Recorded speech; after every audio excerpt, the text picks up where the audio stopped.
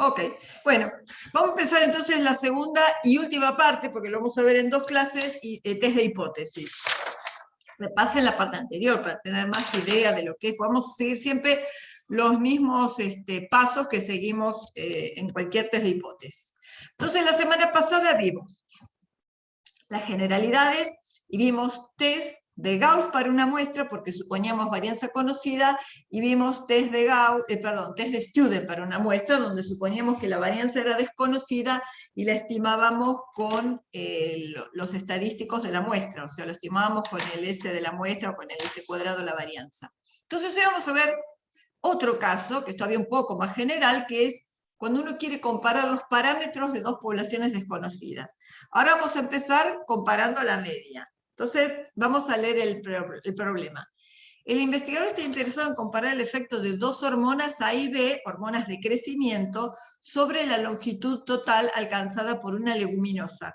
Entonces toma una muestra de 20 plantas y él asigna al azar 10 a cada hormona. Entonces pone una parcela, dice acá voy a darle hormona A y acá hormona B, y elige al azar a ver dónde va a ir cada planta, ¿no? Entonces le quedan 10 y 10. Por supuesto que esas medidas son independientes, porque las plantas que reciben A es distinto a las plantas que reciben B. Y él lo que quiere ver es si hay diferencias significativas en los crecimientos medios producidos por ambas hormonas, con un nivel del 5%. Diferencias porque no sabe cuál va a ser mejor a priori. Entonces quiere probar simplemente si hay diferencias y va a hacer un test de dos colas. Entonces ahora vamos a ver cómo comparamos los parámetros.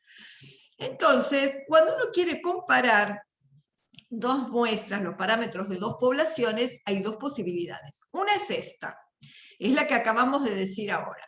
Uno tiene 10 plantas que fueron asignadas a la hormona A, se produjeron estos crecimientos, estos aumentos de longitud, y 10 plantas tratadas con la hormona B con estos crecimientos en su longitud. Entonces uno ve cierta variabilidad, hay algunas que crecen más, otras que crecen menos, y todas esas variabilidades van a ir a alimentar a la varianza de cada muestra.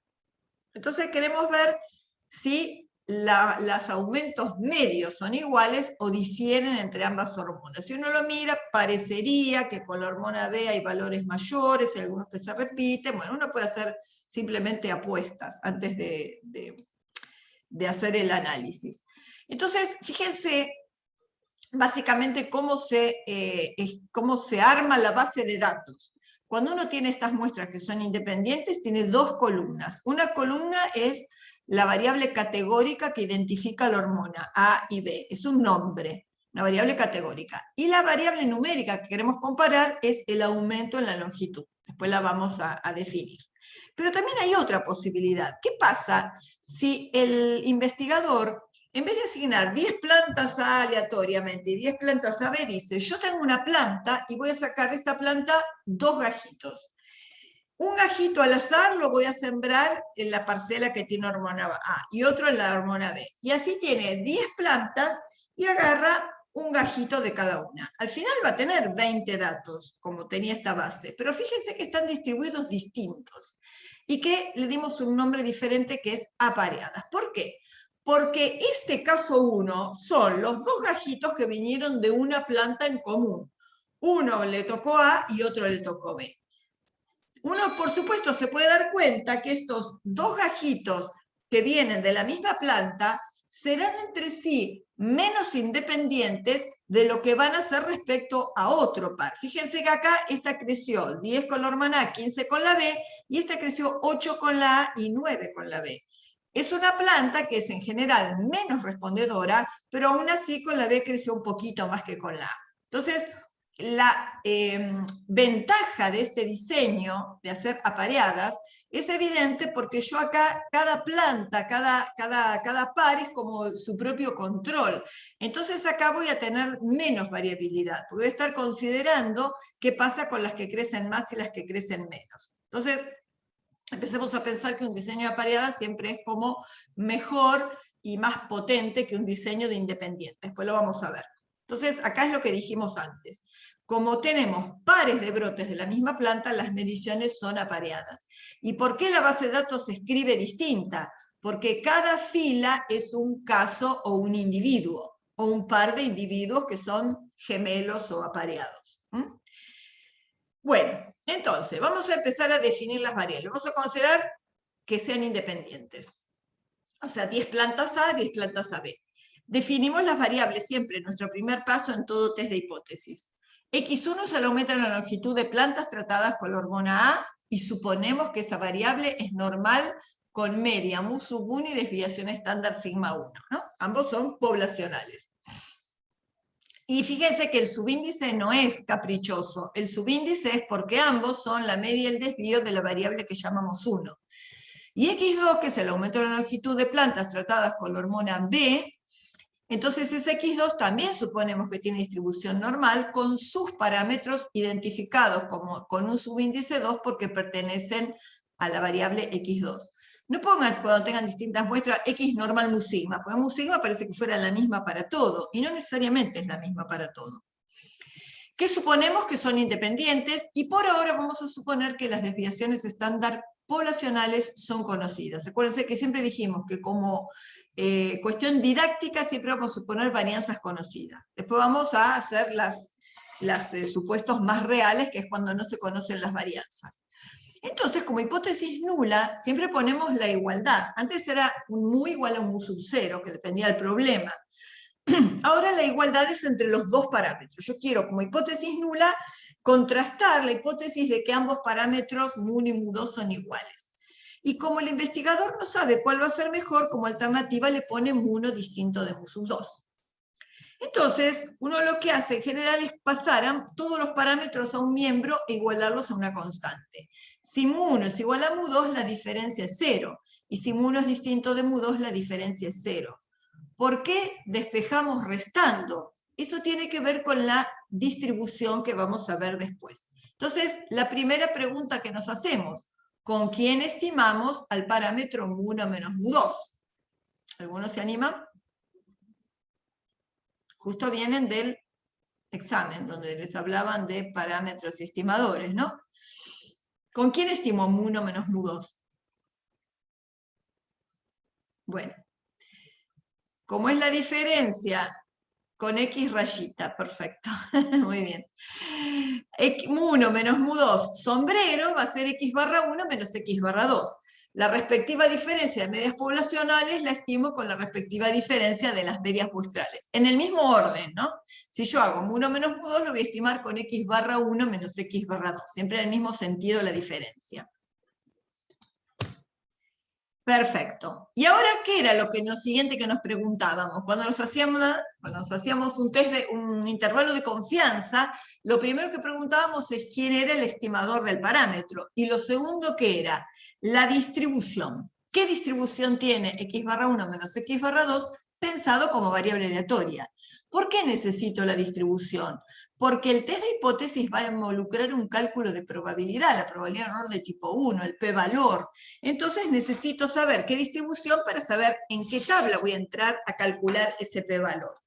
Entonces, yo no les puse la distribución de X barra 1 y de X barra 2 por separado, pero ustedes acuérdense, me faltó ponerlo, me olvidé, pero ustedes ya saben que si X1 es normal mu1 sigma 1, X barra 1 es normal mu1 sigma 1 sobre la raíz de n1. Y si X2 es normal mu2 sigma 2, X barra 2 será normal mu2 sigma 2 sobre n sub 2. ¿No? Pero los tamaños de muestra no necesariamente son los mismos, por eso pensamos un n1 y un n2. Bien, entonces, como el estimador de este parámetro es X barra 1 menos X barra 2, y voy a tener que calcular una probabilidad, vamos a averiguar qué distribución tiene X barra 1 menos X barra 2. Por lo pronto, por ser diferencia de normales, va a ser una normal. Y necesitamos deducir la esperanza y la varianza de esta distribución normal. Entonces, vamos a empezar por la esperanza.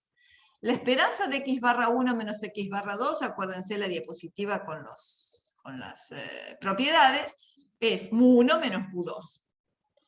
Y la varianza de X barra 1 menos X barra 2 va a ser la varianza de X barra 1 más menos 1 al cuadrado, porque la propiedad de la varianza es para la suma, y si tengo un menos X barra 2, es porque X barra 2 está multiplicado por una constante menos 1, entonces esto va a ser la varianza de X barra 1 más menos 1 al cuadrado por la varianza de x barra 2. Y esto será sigma 1 cuadrado sobre n1 más, porque esto es positivo ahora, sigma 2 cuadrado sobre n2. Acuérdense que la fórmula de la varianza de la media la habíamos deducido a partir del concepto de muestra aleatoria. ¿Se acuerdan? Las xy extraídas de la x, que eran independientes y con la misma distribución de x. Entonces, la varianza de x barra la habíamos deducido como sigma cuadrado dividido el tamaño de la muestra. Entonces, tenemos la suma de las varianzas de cada una de estas x barra. Entonces, ¿ahora qué voy a hacer? Nada, voy a poner los parámetros acá. La esperanza es mu1 menos mu2 y la desviación estándar es la raíz cuadrada de esta varianza. Entonces, ahora viene el paso de plantear el estadístico de prueba. ¿Quién era el estadístico de prueba? El estadístico de prueba era la media estandarizada. Era el estimador de este parámetro estandarizada. Entonces, ¿qué voy a hacer? Voy a agarrar x barra 1 menos x barra 2, le voy a restar su esperanza y la voy a dividir por la desviación estándar, que es lo que tenemos acá. ¿Y por qué acá esto desaparece mu1 menos mu2? Porque se acuerdan que la distribución del estadístico de prueba la dábamos bajo el supuesto de la hipótesis nula. Y bajo el supuesto de la hipótesis nula, la diferencia de medias es 0, por eso esto vale 0. Y por eso me queda nada más que la diferencia de medias muestrales. Entonces, este estadístico, como es la media o diferencia de medias estandarizada, va a tener distribución normal 0,1 bajo la hipótesis nula. ¿De acuerdo? Y ahora, ¿qué me queda? Deducir, fíjense que están todos los pasos. Definición de las variables aleatorias, distribución y suposiciones. Hipótesis, estadístico de prueba, y ahora viene la zona de rechazo. Entonces, la zona de rechazo, como es un test de 2 colas, va a ser un área en 2 colas de la normal 0,1. Como el nivel de significación es alfa, a cada cola le va a quedar alfa sobre 2. Entonces, los valores críticos se van a llamar z alfa sobre 2 y menos z alfa sobre 2. Entonces, ¿cómo escribo la zona de rechazo? Van a ser todos los posibles valores de esta z tal que en valor absoluto supere al valor crítico z alfa sobre 2. ¿Sí? Y entonces me queda, este se llama z alfa sobre 2 porque en la cola derecha hay un área alfa sobre 2. Y este será menos z alfa sobre 2 porque es el simétrico de este y a su izquierda tiene un área alfa sobre 2. Fíjense que este numerito está muy cerca del 2. Y si ustedes se acuerdan, en la normal, en el final de todo de la normal, tenían la forma de buscar esos valores críticos. Y acá tengo la tabla. Vamos a llegar a la normal. Acá tienen, al final de todo tenía, ¿se acuerdan que les dije que este final, el 2 por 1 menos f de x, era la suma de las dos colas? Es decir, que si yo quiero un 5% en la suma de las dos colas, ese valor crítico es el 1,960. Por eso ese puntito está tan cerca del 2, porque es el 1,96. ¿Sí? Entonces, si un estadístico me da mayor que 1,96 o menor que menos 1,96, según cómo quede planteada la diferencia, que entrará en zona de rechazo y rechazaré la hipótesis de que la diferencia de medias es 0, o sea, estaré concluyendo que las medias difieren significativamente. Bueno, pero no lo vamos a resolver porque nosotros no conocíamos las varianzas poblacionales, teníamos una muestra. Entonces el caso más real es que no se conozcan las varianzas. Entonces, ¿qué va a haber que hacer? Estimarlas. Bueno, les voy a contar, las vamos a tener que estimar. El test que vamos a usar para comparar esas medias cuando yo no conozca las varianzas, lo vamos a llamar, por supuesto, test de Student. Cuando no conozco la varianza poblacional, la reemplazo por la muestral, paso de la Gauss a la Student. Pero el test que vamos a ver de comparar dos medias de muestras independientes, ese test de Student, nos va a pedir como supuesto, después lo vamos a volver a escribir, que las varianzas poblacionales sean homogéneas. Entonces, que las varianzas sean iguales, las poblacionales. Entonces vamos a ver primero eso, porque lo pongo primero, didácticamente se ve después, pero lo pongo primero porque cronológicamente habría que hacerlo primero. Uno tendría primero que probar, asegurarse de que las varianzas sean homogéneas. Entonces vamos a ver un test para comparar varianzas de dos poblaciones con distribución normal. ¿Cuáles son las variables? Las mismas que usamos, con los mismos supuestos. La normalidad, la independencia. Ahora, yo no le puse acá que las varianzas son iguales, porque lo que voy a hacer en este paso es comparar estas dos varianzas. Y quiero ver si puedo suponer que son iguales, homogéneas, o no. Entonces, ¿qué hipótesis voy a plantear? Como hipótesis nula la igualdad, sigma 1 cuadrado igual a sigma 2 cuadrado. Y como la alternativa, que sean diferentes. Me parece que hay un viento tremendo. Y como alternativa que sean diferentes, sigma 1 cuadrado distinto de sigma 2 cuadrado.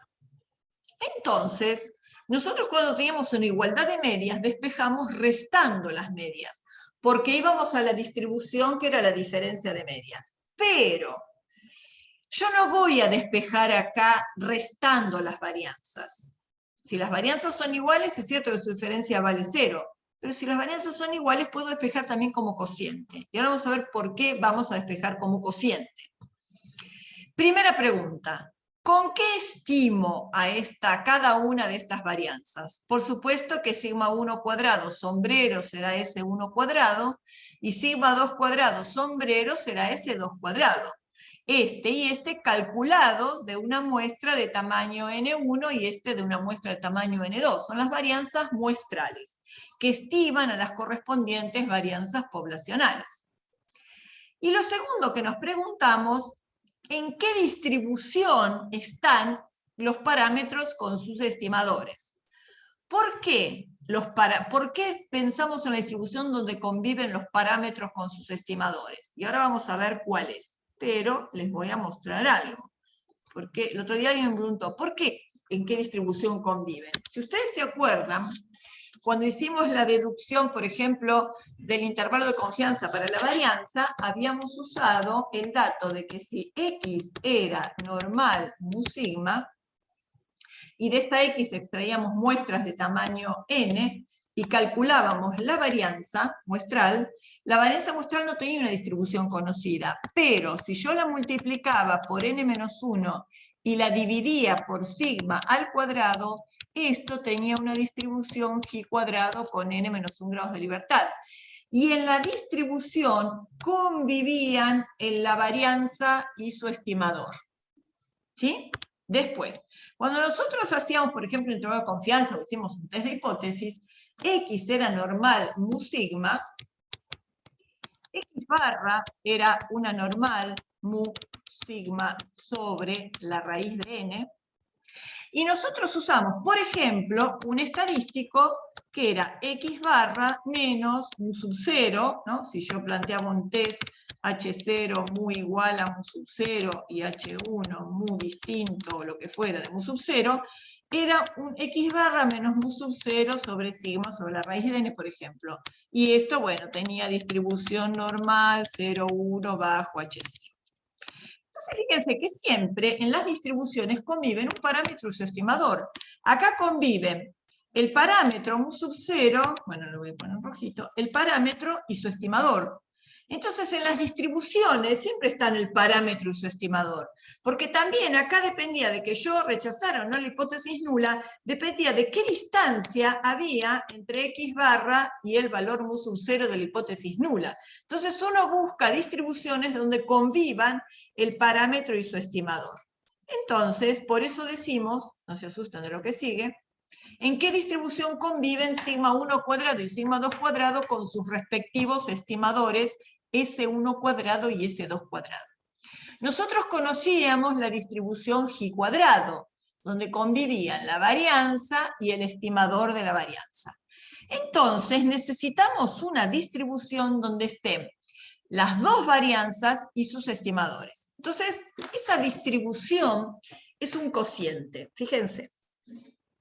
¿Cómo se define la distribución f de Fisher? A Fisher lo conocimos, les mostré una foto. Es el que diseñó todo lo que vamos a llamar después el capítulo análisis de la varianza. Es un señor estadístico muy importante. Entonces hay una distribución que se llama f de Fisher que se define así. En el numerador de ese cociente tiene una G cuadrado con n1 grados de libertad divididos sus grados de libertad. En el denominador tiene otra G cuadrado con n2 grados de libertad dividido sus grados de libertad. Ese cociente sigue una distribución f de Fisher con n1 grados de libertad en el numerador y n2 grados de libertad en el denominador. Y estas dos G cuadrados son independientes. Es un cociente entre G cuadrado. Ustedes se acuerdan la distribución G cuadrado, que era, a partir de su máximo, era muy parecida a la normal, tenía una cola parecida a la normal porque era suma de normales al cuadrado, que era siempre positiva, empezaba en 0, tenía un crecimiento, así, con un punto de inflexión, y después otro decrecimiento que era muy parecido a la caída de una normal. Acá tenemos cociente entre dos G cuadrados. Bueno, la función de densidad casi no la van a notar distinta que la de la G cuadrado, tiene esta forma. Esta es una Fisher, que se llama también Fisher-Snedeker. Y fíjense que tiene, este 0 no les importa, este 0 es porque qué se usó para llegar al G cuadrado, que era una normal 0,1, no importa. No tiene ningún desvío, así que esta siempre va a ser, olviden lo que existe. No, lo que interesan son estos dos grados de libertad. El N1 es 9 y el N2 es 9. Siempre tienen orden, del numerador y el denominador. ¿Por qué puse 9 y 9? Porque después vamos a usar esa misma distribución y nuestras muestras tenían tamaño 10. Por eso son 9 y 9 porque van a ser N-1, ahora lo vamos a ver. Entonces acá les dibujé con un infostat común y corriente, una función de densidad de una Fisher, con 9 y 9 grados de libertad. Y acá está marcada la cola derecha, que fíjense que siempre esa área rosadita es el 5%. En la normal de dos colas era 5% en la suma de las dos colas, en esta Fisher son 5% en la cola derecha. Está marcado eso, ¿no? Para ver qué es lo que tabula la función. Es la misma área que ustedes tienen tabulada en la tabla, que ahora les voy a mostrar, de la Fisher. Ahora después vamos a ver los puntos críticos. ¿Qué es esta área alfa? Es la probabilidad de que una Fisher con N1 y N2 grados de libertad sea mayor que este puntito que llamamos F alfa N1 N2. Ustedes se acuerdan que este puntito de las abscisas llevaba como nomenclatura el nombre de la distribución, el parámetro si lo tuviera, como la T y acá la F, o la G cuadrado también tenía un parámetro, y el área que dejaba en la cola derecha. En la normal teníamos un Z alfa, que dejaba un área alfa en la cola derecha. En la T de student teníamos un T alfa N1 menos 1, lo que fuera, N menos 1, y si era de dos colas era T alfa sobre 2 N menos 1. Bueno, ahora esto se llama F, N1, N2, porque son sus parámetros, y un área alfa a su derecha. Esto es lo que tienen tabulado, siempre el área de la cola derecha, sea en el infostat o sea en la tabla impresa. Bueno, esto ya lo dijimos que eran independientes, y esperen, antes de llegar a eso, les voy a mostrar la tabla de Fisher,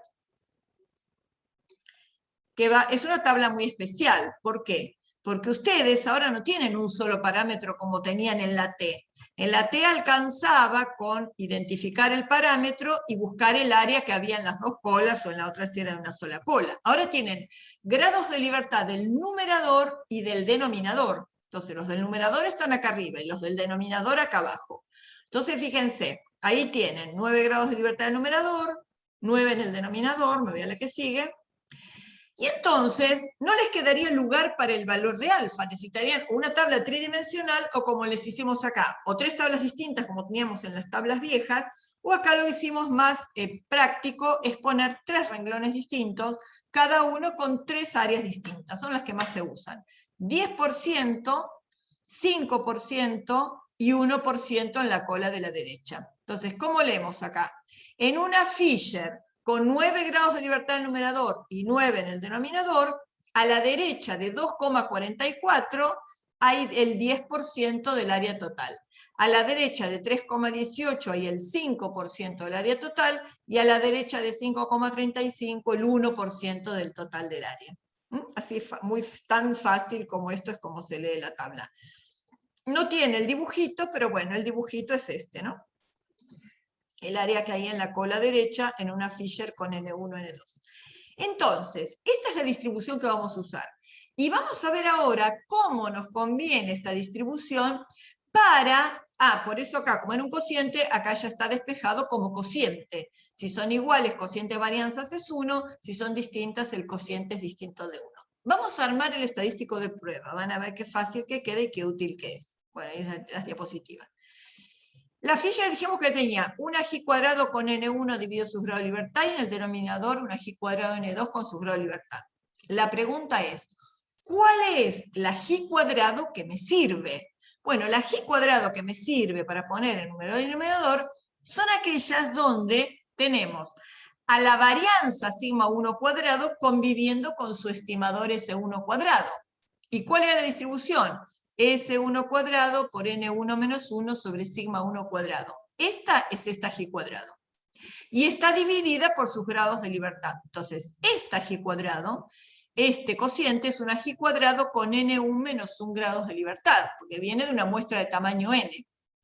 La divido por sus grados de libertad y ya tengo este numerador. ¿Cuál es la G cuadrado que me sirve al denominador? La que enfrenta a sigma 2 cuadrado con su estimador. Entonces va a ser S2 cuadrado por N2 menos 1 sobre sigma 2 al cuadrado. Y dividida por sus grados de libertad. Entonces ahora esto, así como está armada, es una Fisher. Con N1 menos 1 grados de libertad en el numerador y N2 menos 1 en el denominador. ¿Y ahora qué tengo que hacer? Ahora hay varias cosas que se simplifican. Por lo pronto, N1 menos 1 con N1 menos 1 y N2 menos 1 con N2 menos 1. Y pregunta, ¿qué otra cosa puedo simplificar? Ya que el estadístico lo evaluamos en su distribución bajo la hipótesis nula. ¿Qué me dice la hipótesis nula? Que las varianzas sigma 1 cuadrado y sigma 2 cuadrado, las poblacionales, son iguales. Quiere decir que, esperen que tengo que admitir ahí. Quiere decir que si estas varianzas son iguales, bien, la varianza poblacional, las varianzas poblacionales valen 1 su cociente. Entonces acá tengo, esta está en el denominador, y esta está en el denominador del denominador, o sea, está en el numerador. Quiere decir que estas varianzas, bajo la hipótesis nula, su cociente vale 1, por eso las puedo simplificar. ¿Qué me quedó de todo esto? S1 cuadrado sobre S2 cuadrado. El cociente de las varianzas muestrales, que sigue teniendo distribución f n1 menos 1, n2 menos 1, ahora bajo h0, porque bajo h0 le simplifiqué estas varianzas. ¿Y ahora qué me falta? Poner la zona de rechazo. Ahora bien, vamos a poner la zona de rechazo. Pero fíjense que la alternativa es distinto de 1. Entonces, no me alcanza con poner solo un alfa en la cola derecha. El alfa tengo que repartirlo alfa sobre 2 en cada cola. Cola y pseudocola la de la izquierda. O sea, por convención le pongo alfa sobre 2 en cada lado. Entonces, ¿cómo se va a llamar este puntito? Es el puntito que en una F con N1 menos 1, N2 menos 1, N1 menos 1, N2 menos 1, deja en su cola derecha un área alfa sobre 2. Eso va a ser la cola derecha. Ahora, este punto, ¿qué deja a su derecha? Si acá esta área rosa es 1 menos, esta área rosa es alfa sobre 2, porque es la mitad del alfa del nivel de significación, lo que le queda a la derecha es 1 menos alfa sobre 2. Entonces, el estadístico F puede tomar, para que yo rechace, valores mayores que este F alfa sobre 2, N1 menos 1, N2 menos 1, o bien valores menores que F1 menos alfa sobre 2, N1 menos 1, N2 menos 1.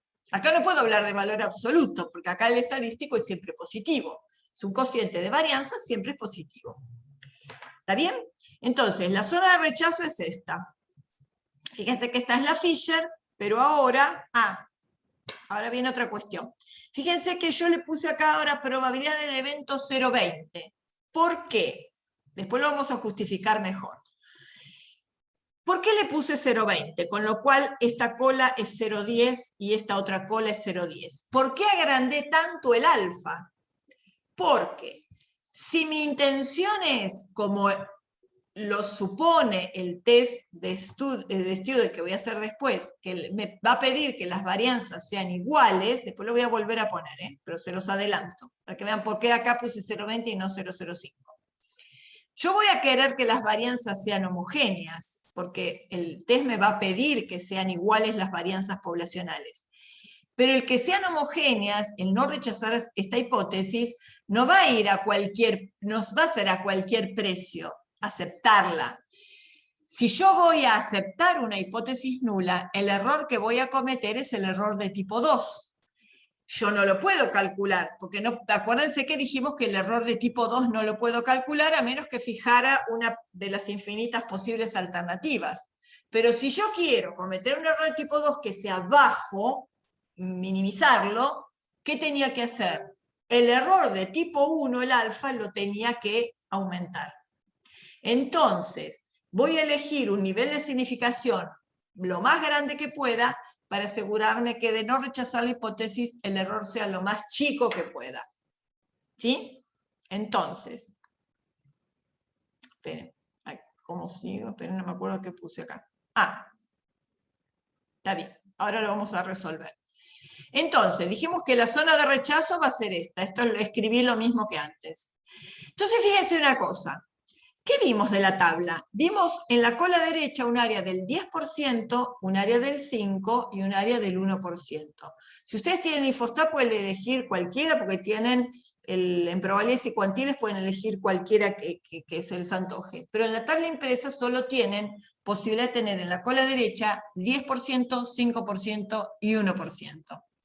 Entonces, por eso acá yo les marqué una probabilidad de 0,20, porque esta probabilidad de 0,20 me da 10% para este lado y 10% para esto. Fíjense que es un número entre 2 y 3, lo vamos a buscar ahora.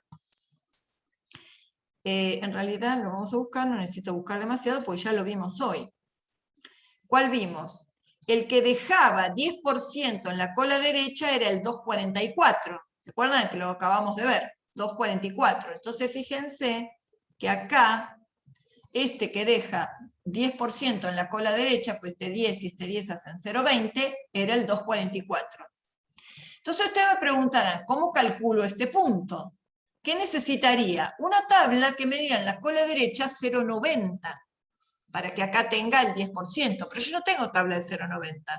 Entonces podría calcularlo, si quiero calcularlo, usando esta propiedad. Esta propiedad dice, si yo quiero un f 1 menos alfa sobre 2, por ejemplo, el que tenga 0,90 de este lado, n1 menos 1, n2 menos 1, sería igual a 1 dividido f alfa sobre 2, el área complementaria, pero los grados de libertad están cambiados, n2 menos 1, n1 menos 1, están invertidos. Acá, en este caso, no hay problema porque es una Fisher 9,9, así que 9,9 es lo mismo que 9,9 acá. Bueno, la cuestión es, no es nada engorroso, yo podría calcular este valor y calcular el estadístico de prueba como venga. Pero, ¿cómo podría yo evitar tener que calcular esto para hacer un cálculo rápido? ¿Qué podría hacer yo para evitar tener que usar este punto a ver cuánto vale? Lo que tendría que hacer es tratar de evitar que el estadístico me caiga de este lado. Fíjese que el 1 lo tengo acá, de acá para acá son valores mayores que 1, de acá para acá son valores menores que 1. ¿Cuándo voy a encontrar valores mayores que 1? Si el numerador es mayor que el denominador. ¿Cuándo voy a encontrar valores menores que 1 si el numerador es menor que el denominador? Entonces, ¿cómo me aseguro de que el estadístico me caiga siempre de este lado? Haciendo el s cuadrado más grande dividido el s cuadrado más chico. El cociente yo lo puedo hacer como se me antoje. La cosa es de qué lado va a caer, si de acá para acá o de acá para acá. Entonces, ¿cómo me aseguro de que yo solo tenga que buscar este valor de tabla y asegurarme que el estadístico caiga siempre a este lado? Haciendo así, el s cuadrado mayor sobre el s cuadrado menor. Entonces esto tendrá también una Fisher con n sub m mayúscula son los menos 1, son los grados de libertad de la varianza de la muestra que dio la varianza más grande. Y el n chica o nm chiquita menos 1 son los grados de libertad de este s cuadrado que fue el que me dio menor de los dos. Y tiene distribución esta bajo H0, obviamente. Entonces, con esto siempre nos vamos a asegurar que el F caiga siempre en la cola de la derecha, porque siempre va a ser mayor que 1. Pero no deja de ser 2 colas el test. Ahora vamos a ver. Acá tienen la base de datos de las hormonas en forma independiente, sobre 10 plantas la A y 10 plantas la B. La variable, ahora les voy a mostrar cómo se obtiene, es el aumento de longitud. El grupo 1 era la hormona A y el grupo 2 la hormona B, porque entraban así, hormona A, hormona B. N1 es 10 porque son 10 plantas, N2 es 10 porque son 10 plantas. Entonces, si yo le pido prueba F para igualdad de varianzas, ustedes van a entrar en estadísticas, inferencia basada en 2 muestras, y la última de todas que aparece es prueba F para igualdad de varianzas. ¿Qué les da? La varianza 1 y la varianza 2, la de la hormona A y la de la hormona B. 6,01 periódico y 8,01 periódico. Y el estadístico F, 0,7503, no dio mayor que 1. ¿Por qué? Porque el Infostat lo hizo como venía. Como la hormona, lo hace en forma alfabética. No es porque esté primero, porque ya lo probé dando la vuelta y es igual hormona A y hormona B. Hormona A primero y la B después, pues lo hace en orden alfabético. Entonces, ¿qué hizo? Hizo el 6,01 dividido el 8,01. Por eso le dio un estadístico menor que 1, o sea, le dio por acá. Bueno, pero como el Infostat no le interesa la tabla impresa, calcula el p-valor, ahora lo vamos a verificar. Le dio 0,6757, una prueba bilateral, ¿no? Porque yo quería probar, la alternativa era que las varianzas eran diferentes. Bueno, entonces prueba bilateral, fíjense. Con un p-valor de 0,67, ¿qué quiere decir este p-valor? Es la probabilidad de equivocarme si rechazo la hipótesis nula. O sea, es la probabilidad de equivocarme si afirmo que las varianzas son diferentes, pues la nula era que eran iguales, la alternativa que eran diferentes. ¿Ustedes rechazarían la hipótesis nula de igualdad de varianzas con una probabilidad de equivocarse de 67 cada 100 veces? Muy bien, Noelia. No, porque se equivocarían enormemente. Y por más que yo haya aumentado el error de tipo 1, o sea, haya aumentado el nivel de significación al 20%, como era esta probabilidad, este p-valor todavía sigue siendo mayor que 0,20. Mayor que 0,20, que 0,30, que 0,40, 50, hasta que 0,60. Entonces, ni locos, ustedes acá rechazarían la hipótesis nula. Entonces, con este p-valor se quedan con que las varianzas son homogéneas. Listo, lo podemos rechazar H0, cometemos error de tipo 2, conclusión, no hay evidencia suficiente para afirmar que las varianzas difieren. Esto es un cálculo del p-valor, fíjense. Observemos que el estadístico 0,7503 está hecho como este cociente, 6/8. Si hubiéramos calculado el cociente al revés, como nosotros dijimos, ese cuadrado mayor sobre ese cuadrado menor, hubiéramos hecho el 801 sobre el 601, nos hubiera dado 1,3328, este estadístico. Y F hubiera caído en la zona, en la cola derecha. Zona derecha, bueno, zona derecha de rechazo, ¿no? Efectivamente, fíjense, me meto acá, en una Fisher 9,9, ¿no? 10 menos 1, 10 menos 1. Y acá le puse el valor de este estadístico 1,3328. Cuando le ponen calcular, el área a la derecha me da 0,3378. Si yo este 0,3378 lo multiplico por 2, me da 0,6756, que es más o menos un decimal, es este p-valor. Entonces, este p-valor, ¿qué hizo? Lo que hizo fue calcular el área a la izquierda y multiplicarla por 2. Esperen, sí, está bien. También eso lo voy a terminar la presentación, esperen, para mostrarles en el Infostat. Esperen, vamos a achicar acá, vamos a achicar acá, achicar acá, y vamos a calcular el p-valor, pero en vez de con el estadístico de 1,33 haciendo el s cuadrado más grande sobre el s cuadrado más chico, lo vamos a hacer al revés, Fisher. ¿Dónde está? Acá, F no central. Tenemos 9 en el numerador, 9 en el denominador, y este X vamos a poner el 0,7503, 0,7503, que es 1 sobre el 1,3328, pues está hecho el cociente al revés. Calcular. Fíjense que este 0,3378 que me daba acá, ahora me da en la cola izquierda el 0,3378, porque es el área a la izquierda del 0,7503. A la izquierda del estadístico calculado al revés. hacia la zona izquierda. Entonces, si ustedes se hacen 0,3378 multiplicado por 2, de nuevo les da el p-valor que les dio el estadístico. El test de hipótesis. ¿Está bien? Bueno. Ustedes, si lo van a calcular con la tabla, miren, agarrar de nuevo nuestra tabla, el estadístico dio, si hacen la mano, 1,3328. Entonces, si vienen acá, 99, 1,3328 es menor que 2,44. Les voy a mostrar en un dibujito. Vamos a pasar de pizarra. A ver, esperen, vamos a agrandar este. Así vemos los tres. Les voy a hacer el dibujito. Ustedes tienen una Fisher 9,9. El 2,44 está por acá. El 3,18 estará por acá. Y el 5,35 estará por acá. La cosa es, ustedes a la derecha de 2,44, los otros ni me fijo, porque el estadístico es todavía más chico, tienen de este lado 0,10. Entonces hay que considerar otro 0,10 del otro lado, que no me importa, tendríamos que hacer 1 dividido 2,44, ¿no? Si hago 1 dividido 2,44, porque acá no importan los grados de libertad, sería el 0,41 casi, este sería el 0,41. Bueno, no importa. La cuestión es, esta área es 0,10 con la otra del otro lado es 0,20. Y el estadístico me dio, ya me olvidé, 1,33, ¿no? Si yo lo hubiera hecho a mano. El estadístico me dio 1,33.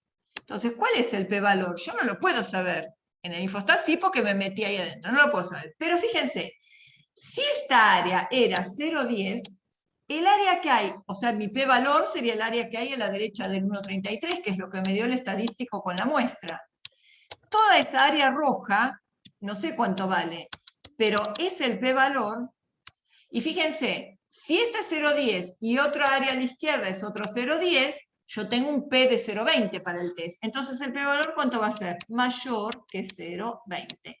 Con la tabla impresa lo único que pueden decir es que el p-valor va a ser mayor que 0,20. ¿Se entendió? ¿Por qué? Porque el estadístico me dio más chiquito que el valor más chiquito de la tabla. O sea que el p-valor en la cola de esto va a ser más grande que lo que había a partir del 2,44. Pero a partir del 2,44 había 0,10 en la cola derecha, más otro 0,10 del otro lado, porque es dos colas. Entonces el p-valor va a ser mayor que 0,20. ¿De acuerdo? Bien. Quiero creer que sí, nadie protestó. Bueno. ¿Hasta acá listo entonces? Esperen, acá. Verificamos el p-valor, listo. Y evidentemente 0,67 es mayor que 0,20. Solo que con la tabla impresa no podemos decir más que es mayor que 0,20. Entonces, ahora ya estamos tranquilos de que las varianzas son homogéneas, porque el test de Student para diferencia de medias a puestos independientes, esto hasta acá estábamos igual que antes, la independencia, y el test de Student pide que las varianzas sean, aunque desconocidas, iguales. Eso se llama homoscedasticidad. ¿Por qué les recuadré estas tres cosas? Porque estos tres supuestos los vamos a hacer de acá hasta que terminemos la cursada, siempre que tengamos muestras independientes. Siempre vamos a tener los tres supuestos. Normalidad, independencia, homogeneidad de varianzas. Acá creo que en algún lugar se los puse. Acá en el ANOVA y en la regresión. Vamos a hacer esos supuestos siempre. Normalidad de las variables, independencia y homogeneidad de las varianzas. Bien. Entonces, hipótesis. Siempre ven que seguimos los mismos pasos. Hipótesis. La igualdad de medias versus la diferencia, y la diferencia de medias igual a 0 versus la diferencia de medias distinta de 0. Esto ya lo habíamos deducido. La distribución de x barra 1 menos x barra 2. Normal con estos parámetros. Ahora bien, nosotros estamos suponiendo que las varianzas son iguales. Bastante razonable porque lo acabamos de probar razonablemente en la diapositiva anterior. Si las varianzas son iguales, no tiene sentido que yo hable de sigma 1 cuadrado y sigma 2 cuadrado. Puedo hablar simplemente de sigma al cuadrado. Y si yo tengo un sigma cuadrado en estos dos términos, puedo sacar un sigma cuadrado como factor común. ¿De quién? De 1 sobre n1 más 1 sobre n2. Si yo meto sigma cuadrado acá adentro, voy a tener cada varianza sobre su tamaño de muestra. Saqué factor común porque las varianzas son homogéneas. Pero sigo con el problema de que no la conozco esa varianza, por más que sean iguales en las dos poblaciones. Entonces ahora el problema es cómo la estimo. ¿Qué tienen ustedes para estimar la varianza? Ustedes tomaron una muestra de tamaño N1, que en este caso eran las 10 plantas, para la hormona A, y otra para la hormona B. De la hormona A pueden calcular la media, pueden calcular la varianza. Tienen un X barra 1 y un S1 cuadrado. De la muestra de la hormona B tienen un X barra 2 y un S2 cuadrado. O sea que tienen dos varianzas muestrales. ¿Cómo hacen para estimar la varianza como un sigma cuadrado? ¿Qué harían? A ver. ¿No? ¿Qué harían? Usan una de las dos, desechan la otra. Muy bien, Noelia. Sí, decime. Federico era... No, nada. Nada. Bueno, se adelantó Noelia. Noelia, promediarlas. Muy bien. O sea, las promedio, porque las dos estiman lo mismo.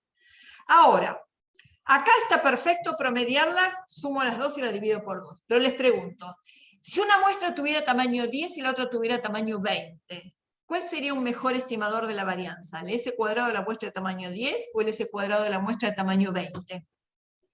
¿Quién sería un estimador más? El de 20. Exacto, el de tamaño 20. Porque una muestra más grande está más cerca de lo que sería la población. ¿Usted le cree más o estaría más cerca del parámetro? Entonces ahora no sería justo, si las dos muestras son de tamaños distintos, darles el mismo peso a los dos estimadores de la varianza. Hay que darle más peso al de la muestra de mayor tamaño. ¿Cómo se le da el peso? Voy a volver a la pizarra. Vamos a volver a la pizarra. Esperen, dejen que aparezca acá. ¿Qué sería darle un peso? Lo que vamos a calcular como un S cuadrado pesado o ponderado. Si el promedio es el común, yo hago S1 cuadrado más S2 cuadrado, y acá lo dividiría por 2. Pero darle el peso quiere decir, este S1 cuadrado es como si estuviera N1 veces, o sea, su tamaño de muestra lo representaría. Y este S2 cuadrado es como si estuviera N2 veces. Yo tendría que hacer N1 y acá N2 y multiplicarlo. Y acá dividiría por N1 más N2. Pero, como después yo voy a perseguir el cálculo de una probabilidad, porque voy a tener que calcular el p-valor o el valor crítico debajo de la curva de la t-de-student, ustedes se acuerdan que cuando calculaban el S cuadrado dividían por n-1 y el S cuadrado era un estimador encejado de la varianza si yo dividía por n-1, no si dividía por n. Entonces acaba a pasar lo mismo. El peso, en vez de darle el peso de su tamaño de muestra, le vamos a dar el peso de sus grados de libertad. N1 menos 1 son los grados de libertad del S1 cuadrado y N2 menos 1 son los grados de libertad del S2 cuadrado. Entonces acá abajo, para que esto sea o sea, este S1 cuadrado es como si estuviera sumado N1 menos 1 veces. Tengo N menos 1 sumandos, que son S1 cuadrado. Y tengo N2 menos 1 sumandos, que son S2 cuadrado. ¿Por qué tengo que dividir acá para que sea realmente un promedio? Por la cantidad de sumandos que tengo en el numerador. N1 menos 1 más N2 menos 1. ¿Y qué es igual? N1 menos 1 más N2 menos 1. N1 está sumado, N2 está sumado y el 1 está restado 2 veces. Entonces acá voy a tener N1 más N2 menos 2. Bueno, a ver si puedo borrar esto.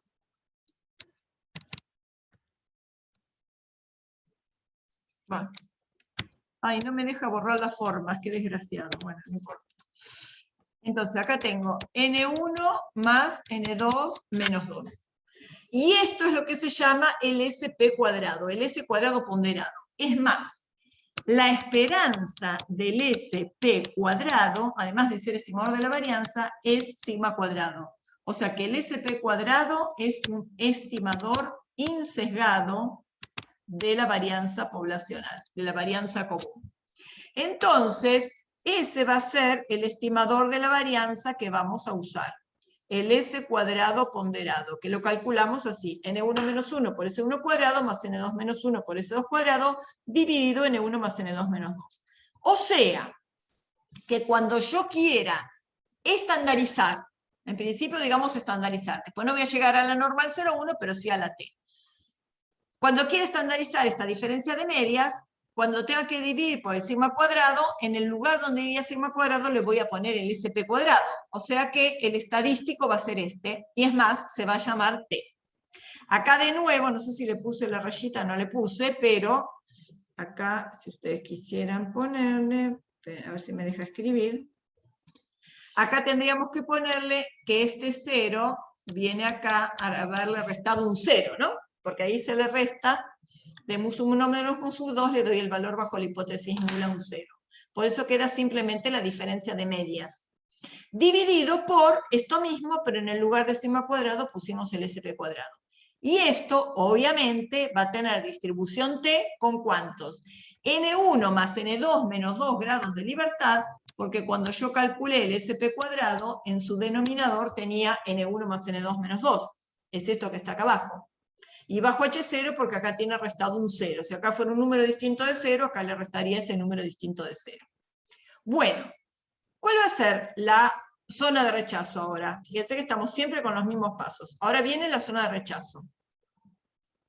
Acá va a ser una zona de rechazo debajo de una T con estos grados de libertad en dos colas. Entonces, acá les puse la zona de rechazo. Una T, ¿por qué le puse 18 grados de libertad? Porque son N1 10 más N2 10 menos 2 18, N1 más N2 menos 2. Y probabilidad del evento 0,05 porque tengo 5% en la suma de las dos colas. Y este punto será T alfa sobre 2 N1 más N2 menos 2. Es el que deje en la T con 18 grados de libertad 2,5% en cada cola. ¿Sí? Ahora después lo vamos a calcular. Creo que lo vamos a calcular. Bueno. Ah, sí, porque ahora les puse acá las medidas de resumen. A ver, ¿dónde me pongo ahí? Medidas de resumen. Esto lo tienen teniendo la base de datos, como se las puse, van a la estadística, medidas de resumen, lo primero que aparece. La variable es el aumento de longitud y la variable categórica de clasificación es la hormona, que tiene dos categorías, hormona A y hormona B. El N es 10 para ambas muestras, las medias son estas y las varianzas son las mismas que habíamos antes, 601 periódico y 801 periódico. Entonces, con esos datos podemos calcular, vamos a calcular el SP cuadrado. 9 por 10 menos 1 por esta varianza, más 10 menos 1 por esta varianza, dividido 18. Fíjense que, ¿qué resultó? Un promedio común, la suma de las dos dividido 2. ¿Por qué? Porque yo tengo un factor común que es el 9. Y si yo hago 9 por S1 cuadrado más S2 cuadrado dividido 18, acá me va a quedar un 1 y acá me va a quedar un 2. Y la suma de las varianzas. Cuando ustedes tienen igual tamaño de muestra en las dos muestras, no se toman el trabajo de hacer el SP cuadrado y darle el peso, etc. Pues van a hacer más lío con las cuentas que simplemente ya saben que va a quedar simplificado. Si acá tienen 9 y 9, acá va a ser un 18 y va a quedar simplificado y les va a quedar el promedio simple, la suma de las varianzas dividido 2. Esperen, que voy a borrar acá.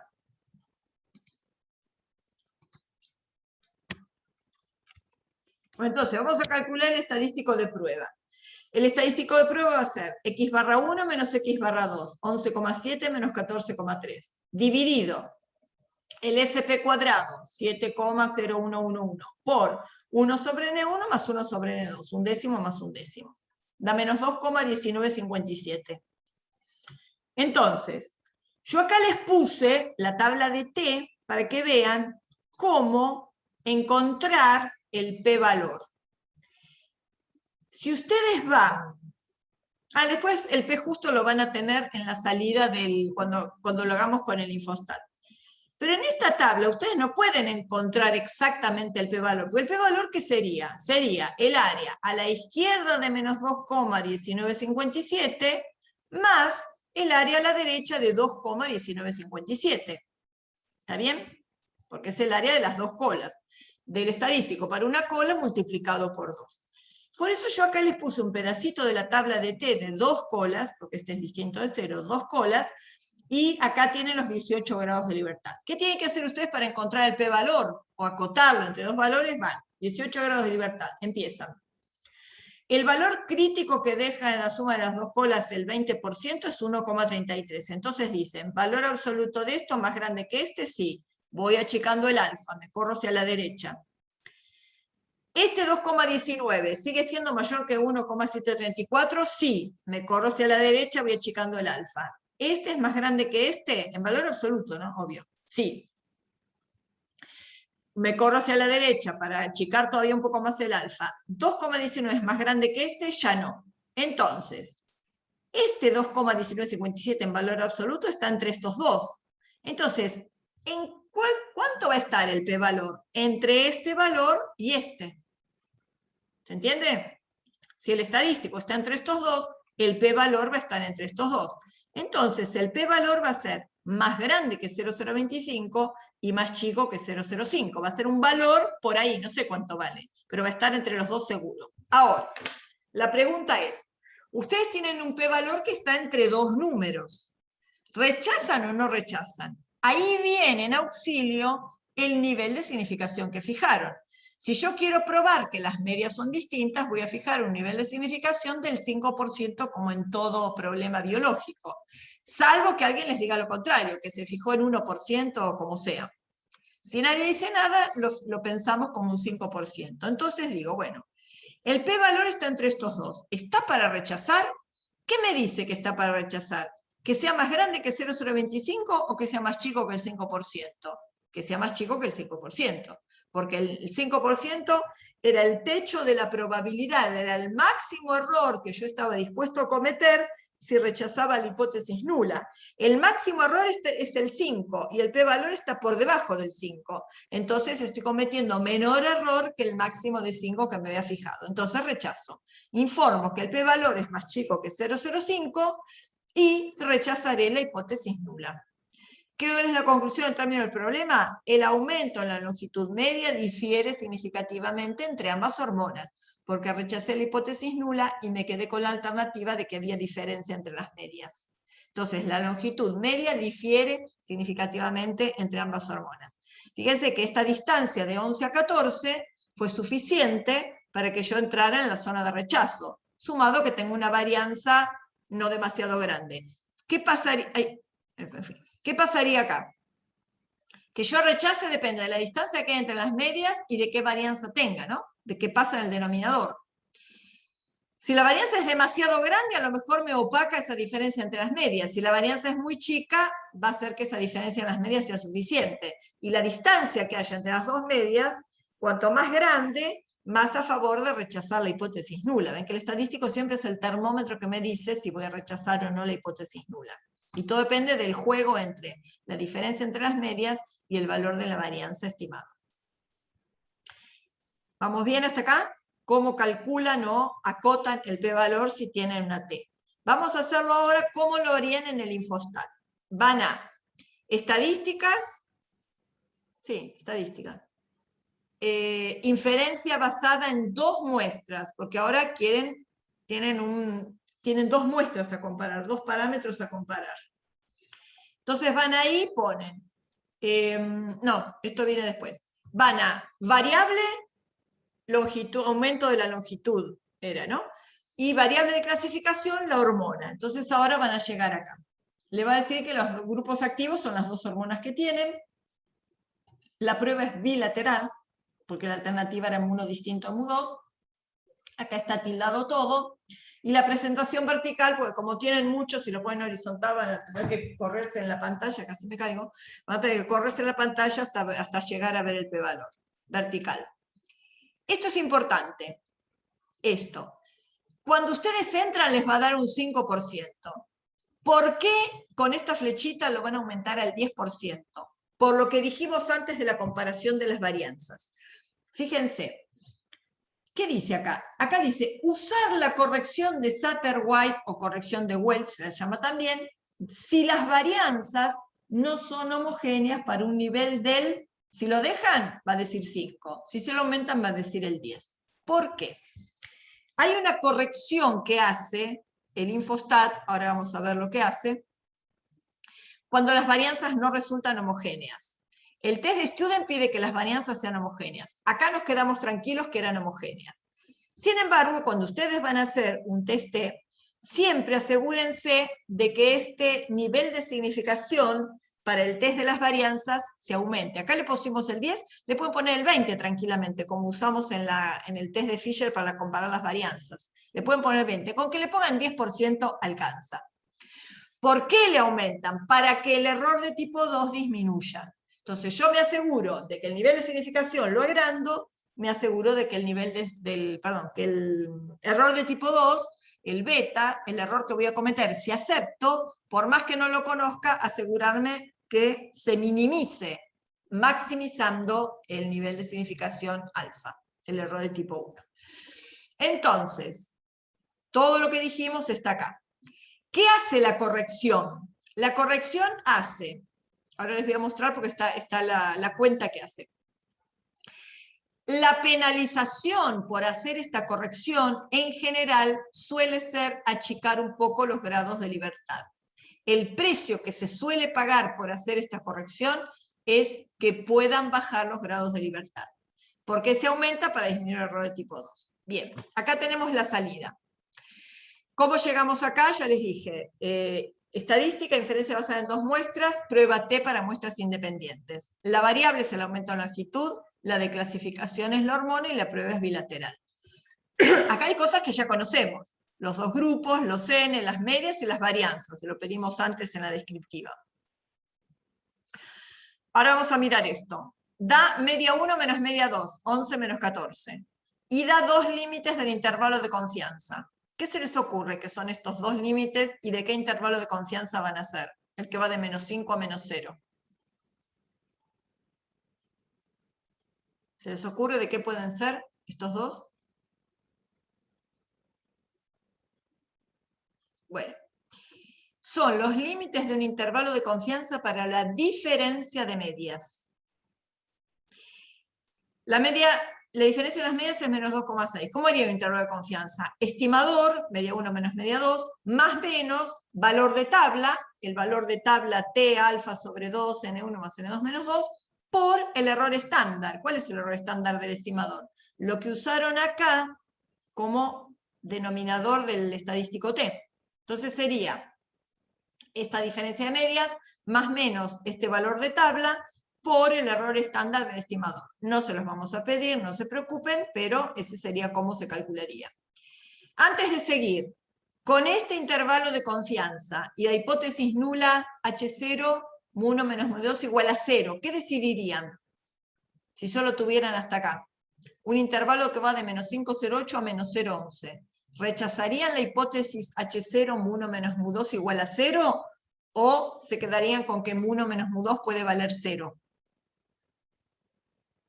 Relación entre intervalo de confianza y test de hipótesis. Bien, la rechazo. ¿Por qué? ¿Qué te fijaste?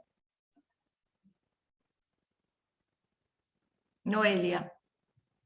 Bueno, creo que estás escribiendo. Bueno, pero como queda grabado lo voy a apurar. La rechazo. ¿Por qué? Porque, muy bien, mu1 menos mu2 no puede ser 0. ¿Por qué? Porque el intervalo de confianza para mu1 menos mu2 no contiene al 0. Los dos extremos son negativos. Si uno fuera negativo y el otro positivo, no podrían rechazar que mu1 menos mu2 pudiera valer 0. Como el intervalo de confianza no incluye al 0, porque son los dos negativos, se rechaza la hipótesis de que mu1 menos mu2 pueda ser 0. ¿Dónde más? Acá en el p-valor, fíjense que el p-valor es 0,04. El p-valor es menor que el 5% de nivel de significación. Rechazo. Este resultado de que el intervalo de confianza no contenga el valor del parámetro en la hipótesis nula y este resultado de que el p-valor sea menor que 0,05, porque este intervalo era del 95%, la conclusión acá y acá tiene que ser exactamente la misma. Se concluye lo mismo con el intervalo que con el test de hipótesis. Si este intervalo hubiera sido, por ejemplo, de menos 5 a 1, negativo a positivo, este p-valor segurísimo que les hubiera dado mayor que 0,05. Porque acuérdense que las fórmulas del intervalo y del test de hipótesis estaban totalmente relacionadas. Una se despejaba de la otra. Entonces la conclusión va a ser siempre la misma. Si un intervalo del 95% contuviera al parámetro bajo la hipótesis nula, este p-valor segurísimo sería mayor que 0,05. Bueno, perihomogeneidad de varianzas es la misma que vimos antes, 0,6757, o sea que no necesitan hacer el test de Fisher para cociente de varianzas. Con que hagan el test les va a dar directamente. Fíjense que la homogeneidad, ustedes le habían aumentado acá el 10%, y el p-valor dio 0,67. Entonces, ¿qué dijo? Consideró que eran homogéneas. No hizo la corrección, porque si usar la corrección, si las varianzas no son homogéneas por un nivel del 10%. O sea, si este p-valor hubiera dado menor que 0,10, la corrección la hubiera hecho. Y ahora nos vamos a enterar por qué nos damos cuenta. Primero, ¿por qué sabemos acá que no hizo la corrección? Una cuestión es que los grados de libertad son 18, 10 más 10 menos 2, N1 más N2 menos 2. Y la otra es que este estadístico T está calculado con el SP cuadrado, ¿ven? Menos 2,1957. Es este mismo, menos 2,1957. Está calculado con el SP cuadrado, con el promedio de las varianzas.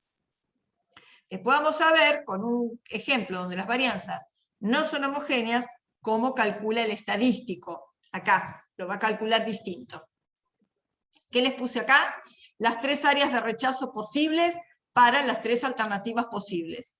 La que nosotros usamos acá es esta. Hicimos un test de 2 colas. La zona de rechazo era valor absoluto de T mayor o igual que T alfa sobre 2 N1 más N2 menos 2. Si hubieran hecho un 3 de cola derecha, toda el alfa estaría a la derecha y el valor crítico se llamaría T alfa N1 más N2 menos 2. Si la alternativa hubiera sido menor, toda la zona de rechazo hubiera estado a la izquierda, todo ese alfa, y este valor se llamaría menos T alfa N1 más N2 menos 2. ¿Está? Igual que siempre. Lo único que cambia con el test T de una muestra son los grados de libertad. Antes era N-1, ahora es N1 más N2 menos 2. Nosotros probamos la homogeneidad de varianzas con la prueba de Fisher, ¿no? De cociente de varianzas. Ahora hay una forma de probar razonablemente la normalidad de las variables. Acuérdense que era normalidad, independencia, homogeneidad de varianzas. La independencia está garantizada por el diseño. La homogeneidad de varianza la podemos probar con el test de Fisher, la normalidad con esto. Este es el gráfico QQ-plot que vimos cuando vimos lo de los gráficos. ¿Se acuerdan? El QQ-plot era cuantiles observados en la muestra en función de los cuantiles esperados si siguiera una normal. Entonces uno dice, si los valores de la variable se van acumulando en paralelo como si fuera una normal, cada punto estaría sobre la recta igual a X. Esto van y vienen de la recta igual a X, o sea que esto razonablemente sigue una normal para la hormona A y razonablemente sigue una normal para la hormona B. ¿Cómo no sería? Bueno, si se alejara mucho de la recta igual a X en un caso o en otro. ¿Cómo podemos cuantificar esto? Uno podría hacer un test, el test que se llama Shapiro-Wilks. Van, ¿dónde? Estadísticas, inferencia basada en una muestra, van a prueba de normalidad Shapiro-Wilks, bueno, modificado. En las variables pasan la variable aumento de la longitud, y acá no hay criterio de clasificación, van a la solapa que se llama particiones, ahí pasan la hormona, y les va a dar 2 valores de P, uno para cada hormona. La salida es esta. Hormona A, hormona B. La variable es el aumento en la longitud. Les da una descriptiva, los N y las medias, les da la desviación estándar acá en vez de la varianza, y este es el estadístico de prueba, que no importa mucho cómo se calcula, no es ni esto, pero tiene que ver ese estadístico con esto que es lo que se va a llamar, que vamos a ver después, el coeficiente de correlación. Cuanto más cercana está la nube de puntos, el diagrama de dispersión, ¿no? Cuanto más cercano está una recta, más cercano a 1 está este coeficiente de correlación. Fíjense que es 0,97. Lo vamos a ver bien en el último práctico. Y acá también, bastante cerca de 1. Cuanto más cerca de 1, más recto y más cerca de ser una distribución normal. ¿Cuál es la hipótesis nula? Que los datos siguen razonablemente una normal. ¿Cuál es la alternativa? Que se separan de una normal. O sea, la variable sigue una distribución aproximadamente normal en la hipótesis nula y se aparta de la normal en la alternativa. Entonces, ¿qué esperamos nosotros para no rechazar la hipótesis nula y decidir que sigue una distribución normal? Tener un p-valor grande. De hecho, fíjense, 0,67, 0,57. Estos p-valores son bastante grandes. Son mayores que 0,10 o aún mayores que 0,20. En este caso hasta son mayores que 0,5, los dos. O sea que ahí ustedes no rechazarían la hipótesis de que las variables siguen una distribución normal. Siempre dijimos que las hipótesis van los parámetros. Esto es un parámetro que no nos importa mucho, pero es un parámetro que se cumple, digamos, que vale cuando la variable sigue una distribución normal. Un gráfico útil para visualizar esto, la homogeneidad de las varianzas y la distribución razonablemente normal, es el que vimos, era el gráfico de densidad de puntos, ¿se acuerdan? Gráficos, densidad de puntos, la variable es el aumento de longitud y la variable de clasificación es la hormona. ¿Y qué vemos acá? Vemos una distribución razonablemente simétrica, y que las dispersiones son bastante homogéneas. Vieron que nos dio homogeneidad de varianzas.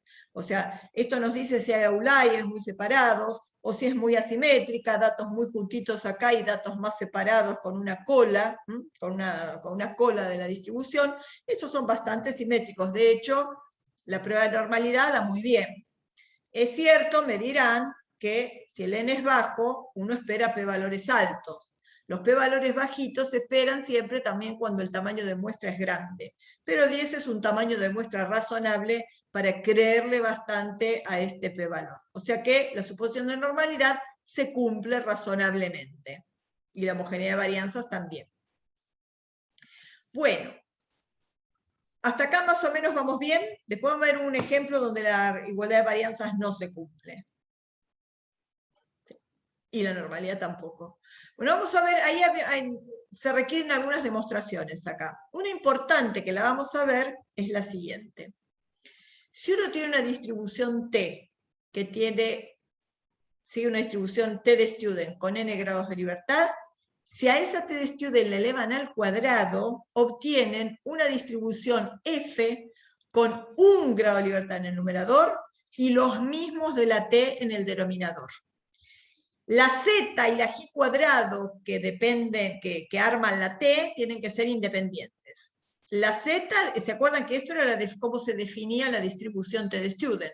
Una z en el numerador, una normal 0,1, y en el denominador la raíz cuadrada positiva de una g cuadrado n dividido sus grados de libertad. Esta es la t que tomaba los grados de libertad de la g cuadrado del denominador, por eso tiene n cuando esta es una n, una g cuadrado n. Si yo le elevo al cuadrado, este cociente al cuadrado, la potencia es distributiva respecto del cociente. Entonces en el numerador voy a tener una z al cuadrado, y en el denominador, como esto siempre es positivo, la raíz cuadrada de esto al cuadrado se simplifica en índice y exponente y me queda g cuadrado n sobre n. O sea, la raíz cuadrada de esta g cuadrado sobre n elevado al cuadrado es lo que tengo dentro de la raíz, g cuadrado n sobre n. Ahora, esta z al cuadrado inherentemente está dividida por 1. No necesito escribirlo porque está multiplicada por 1, está dividida por 1 porque es un factor, digamos, neutro, ¿no? Para la división. ¿Por qué lo escribimos? Porque acá lo que estoy viendo es que en el numerador tengo una g cuadrado con 1 grado de libertad dividido sus grados de libertad, y en el denominador ya vi que tenía una g cuadrado n dividido sus grados de libertad. Y el cociente de g cuadrados, cada g cuadrado dividida por sus grados de libertad, me daba una f, con los grados de libertad del numerador y los del denominador. Entonces, esto es una f 1n. Siempre va a ser 1, porque en la t siempre tengo una z. Entonces, cuando le eleve al cuadrado, siempre en el numerador voy a tener una g cuadrado 1 y siempre va a ser una f 1n. Ahora vamos a verificar con algunos numeritos. ¿Se entendió? Esto lo vamos a usar, es muy importante, vamos a verificar esta propiedad en los capítulos de análisis de varianza y de regresión. Esta propiedad va a aparecer en las salidas del infostat de la ANOVA y de la regresión. Pues lo vamos a verificar cuando toque. Así como la t al cuadrado es una f en su distribución, los valores de tabla, estos también van a tener esta equivalencia.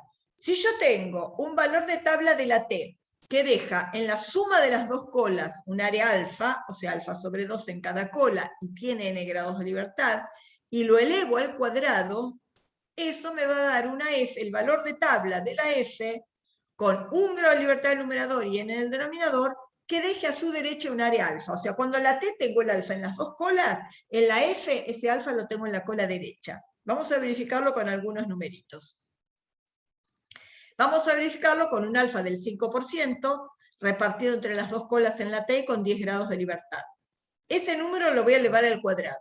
Lo que dice esta propiedad que va a ser una f 0,05, el mismo alfa, con 1 grado de libertad en el numerador y los mismos de la t, estos 10 en el denominador. Entonces, acá lo tienen calculado para la t, el valor de tabla de la t con 10 grados de libertad, que deja 5% en la suma de las dos colas, o sea que en la cola derecha deja 0,025. ¿Está bien? Este 2,228 es la t 0,05 sobre 2 con 10 grados de libertad. Si quieren lo pueden buscar en la tabla y lo verifican. Este 2,228 lo voy a elevar al cuadrado. El 2,228 al cuadrado da 4,964. Entonces, vamos a verificar que este 4,964 es una F 005110. Entonces voy a la F. Si quiero 5% en la cola derecha, yo acá le puse 0,05. Ven que esto está en negrita, o sea que el número que yo le puse es el 005 a la derecha, para verificar este valor. Y la F le puse 1 en el numerador, 10 en el denominador. Cuando le pongo 0,05 a la derecha y le pongo calcular, el valor de X que obtengo es el 4,964, etc. Bueno, sería casi un 4,965. ¿Está bien? Entonces, esto no es demostrar, esto es verificar, con un ejemplo en particular. Vamos a ver un caso donde vamos a ver que las varianzas no son homogéneas. Lo tiene esta diapositiva y dice, se midió la excreción urinaria de ácido 5-hidroxindol acético, en miligramos por 24 horas, en pacientes con cardiopatía carcinoide y en un grupo control sin cardiopatía carcinoide. Entonces acá tienen los dos grupos, con y sin cardiopatía. Y acá tienen el valor de la variable numérica 5-hidroxindol acético. Están estos datos pasados acá. Fíjense que no los tengo apareados, ¿no? Este 63 y este 28 no son del mismo paciente. De hecho, acá tengo distinto tamaño de muestra. Con cardiopatía tengo 13 pacientes y sin cardiopatía tengo 12 pacientes. Decidir si la excreción urinaria media es mayor en los pacientes con cardiopatía carcinoide. O sea, me pide un test de cola derecha. Si con es mayor que sin.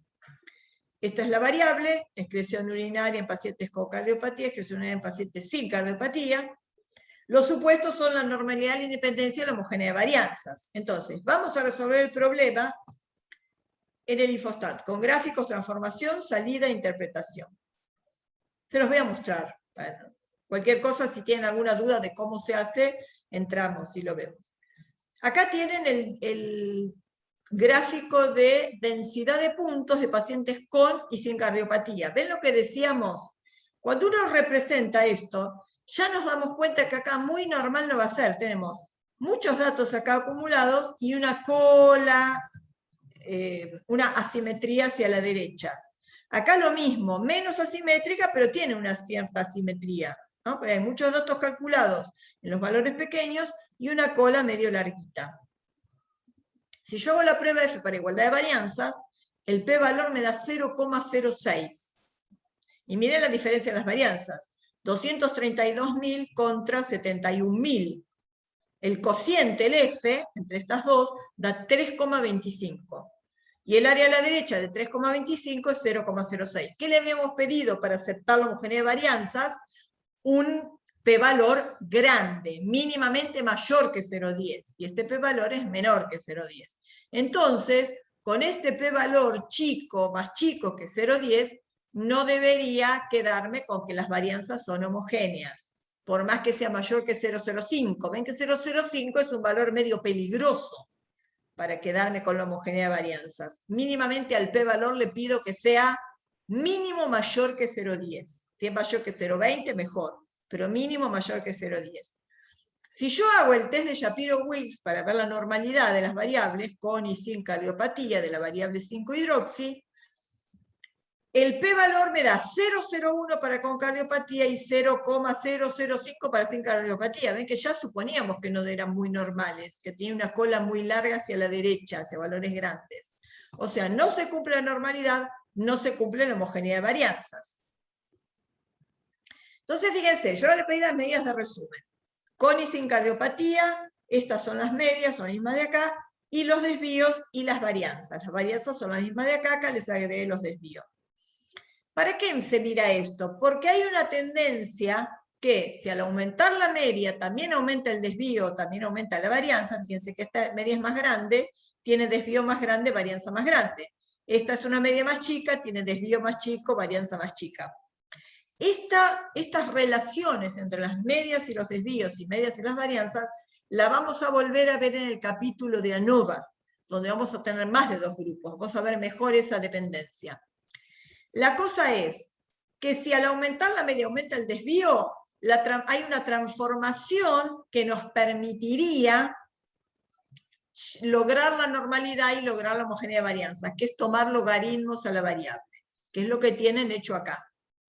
Esto se hace en datos transformar. Van a la variable, le ponen la variable 5-hidroxi y le ponen la transformación de logaritmo. Y acá les dan los logaritmos. ¿Cuál es la precaución que tienen que tener?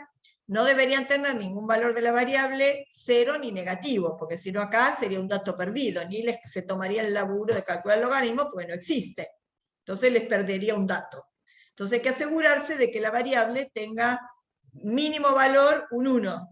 Si no, le suman a todas una constante y le toman el logaritmo a todos los valores sumada a la constante que les asegure que no haya ningún 0 ni ningún negativo. Y acá tenemos el mismo diagrama, pero con el logaritmo. Fíjense que ahora estas variables son más simétricas y son más homogéneas. Y si ahora yo le pido el Shapiro-Wilks, me da p-valor 0,64, 0,28. Miren cómo aumentó. Ahora los p-valores son grandes. Ahora no se rechaza la hipótesis de normalidad de las variables. Y miren la prueba F para igualdad de varianzas. 0,5790. El p-valor contra el 0,06. Acá no se rechazaría ni loco. Acá hubo una cosa medio extraña, es que se invirtió las varianzas. Acá la varianza con daba más que la varianza sin. Y en el logaritmo, las varianzas, esta dio más chica y esta dio más grande. No importa, no tiene demasiado. La cosa es que ve que acá el estadístico daba mayor que 1 y acá dio menor que 1. Lo que les importa no importa cómo lo hizo. Lo que importa es que este p-valor daba muy chico para rechazar la homogeneidad de varianzas, pero ahora este p-valor con el logaritmo da más grande. Ahora, las varianzas, la homogeneidad de varianzas no se rechazaría, pues si la rechazaran se equivocarían en 57, casi 58 de cada 100 veces. Ni loco rechazan acá la homogeneidad de varianzas. Entonces, ¿qué se hace? Se hace el test con la variable logaritmo. Vamos a mirar un poco. Ustedes me dicen, me dirán que se puede hacer la transformación, la aproximación de Satterwhite. De hecho, acá está hecha, miren una cosa. Acá está hecha la variable cruda, la original, 5-hidroxi. Esto se los puse porque yo acá le aumenté los decimales. Vieron que hay un loguito que es donde se permite aumentar los decimales. ¿Para qué? Para ver la media con decimales y la varianza con decimales. La cuestión es que también me puso el n con decimales, y cuando ustedes le aumentan los decimales, es un error que tiene el Infostat, que el campo del nombre de la variable no sé por qué está asociado a los decimales. Cuando le piden aumento desaparece el nombre de las categorías. ¿Ven? SD aparece sin datos. cuando con sin decimales, ¿ven? Acá no hay decimales, les aparece el nombre de la variable, con y sin la cardiopatía. No se preocupen, pues ya saben, bájenle los decimales y vean cuál era cada una, nada más. La cuestión es que, ¿por qué les puse? Porque quería que viéramos el cálculo. La prueba, el p-valor para la homogeneidad de varianzas ya lo vimos, que daba 0,06. Dijimos que era muy chico para aceptar la homogeneidad de varianzas. Lo que quiero que veamos es cómo está calculado el estadístico T. Este estadístico T, que da 2, en realidad da 2,06. Esperen, vamos por orden, no les quiero hacer lío. Vamos a con la variable cruda 5-hidroxi. Tienen los descriptivos, tienen las varianzas, la P de homogeneidad de varianzas de 0,06, dijimos que rechazábamos. Ven que el estadístico da 1,73. ¿Cómo lo calculo este estadístico? La cosa es, nosotros le levantamos el nivel de significación para que hiciera la corrección si el p-valor daba menor que 0,10. Para la homogeneidad de varianzas, el p-valor dio 0,06, lo detectó como no homogéneas. Entonces, ¿cómo calcula este estadístico? No lo calcula con el SP cuadrado, porque si detectó que las varianzas no eran homogéneas a nivel del 10%, no las promedia, porque detectó que no eran homogéneas. Entonces, fíjense la cuenta que hizo. ¿Hizo la diferencia de medias? Sí, pero pone cada varianza en el lugar donde iría el sigma cuadrado correspondiente. Estima cada varianza por separado. Hace esta varianza sobre N1, el S1 cuadrado sobre N1, y hace el S2 cuadrado sobre N2. Este S cuadrado sobre 13 y este S cuadrado sobre 12. Y este estadístico es el que le da 1,73. ¿Sí? ¿De acuerdo? No los promedia, porque detectó que el p-valor era menor que el 10%. Fíjense los grados de libertad, 20. No son 13 más 12 menos 2. 13 más 12 menos 2 serían 25 menos 2, 23. Le puso 20 grados de libertad. Ah, está bien. Esto mismo es, no me di cuenta, pensé que era con no. Esto mismo es la misma variable cruda sacado los decimales, ¿ven? 13, 12, y ven que da el T, lo aproximó a 2, porque le bajamos los decimales. El p-valor es el mismo, los p-valores sí los da con todos los decimales. Y acá, si ustedes le bajan los decimales a 0, acá sí les pone el nombre de las variables. Estas dos salidas son las mismas, con 2 decimales y sin ningún decimal, con los valores enteros. El p-valor no se los baja a los decimales, el p-valor sí siempre los da con 4 decimales. Les baja o les sube los decimales al resto de los estadísticos. Bueno, observar que cuando se concluye que las varianzas no son homogéneas, no calcula el promedio pesado, sino que toma cada una como estimador de su correspondiente varianza poblacional. Además, aproxima los grados de libertad y suelen ser menores que N1 más N2 menos 2. En este caso 20, que es menor que 23, que sería 13 más 12 menos 2. Ahora, como nosotros dijimos, al aumentar la media, aumenta la desviación estándar, vamos a ver qué pasa si tomamos los logaritmos. Ya vimos que el gráfico era más lindo, eran más simétricos. Y ahora hicimos el mismo test de Student con la variable logaritmo, con la variable transformada. La variable de clasificación es la cardiopatía, hicimos como acá unilateral derecha. ¿Por qué? Porque la primera variable que entró es con cardiopatía, la otra sin cardiopatía, entonces es unilateral derecha, porque va a probar que esta es más grande que esta.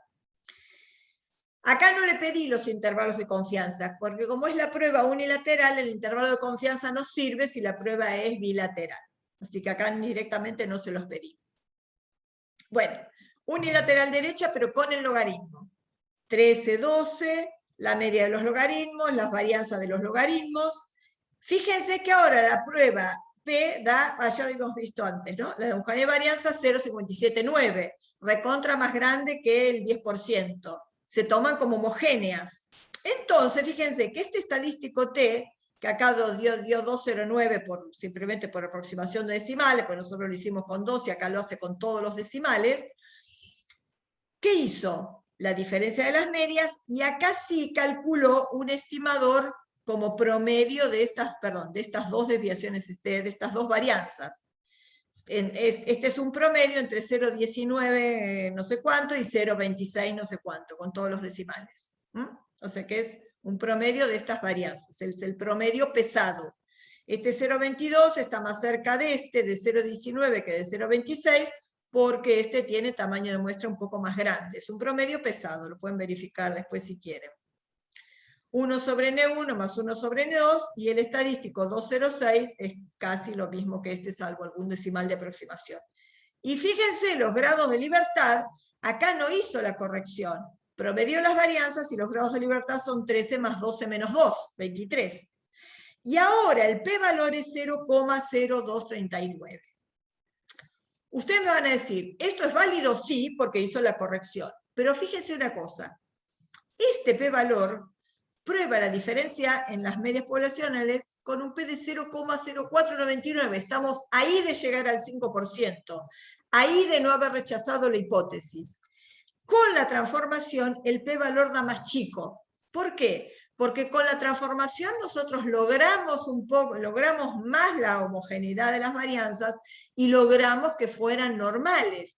Al transformar se mejoró la normalidad y se mejoró la homogeneidad de varianzas. El test es más potente, da un p-valor más chico que acá, donde simplemente le dijimos que hiciera la corrección. Corrige, está bien, es válido, pero si logramos el cumplimiento de los supuestos con una transformación, es mejor todavía que hacer esto. ¿De acuerdo?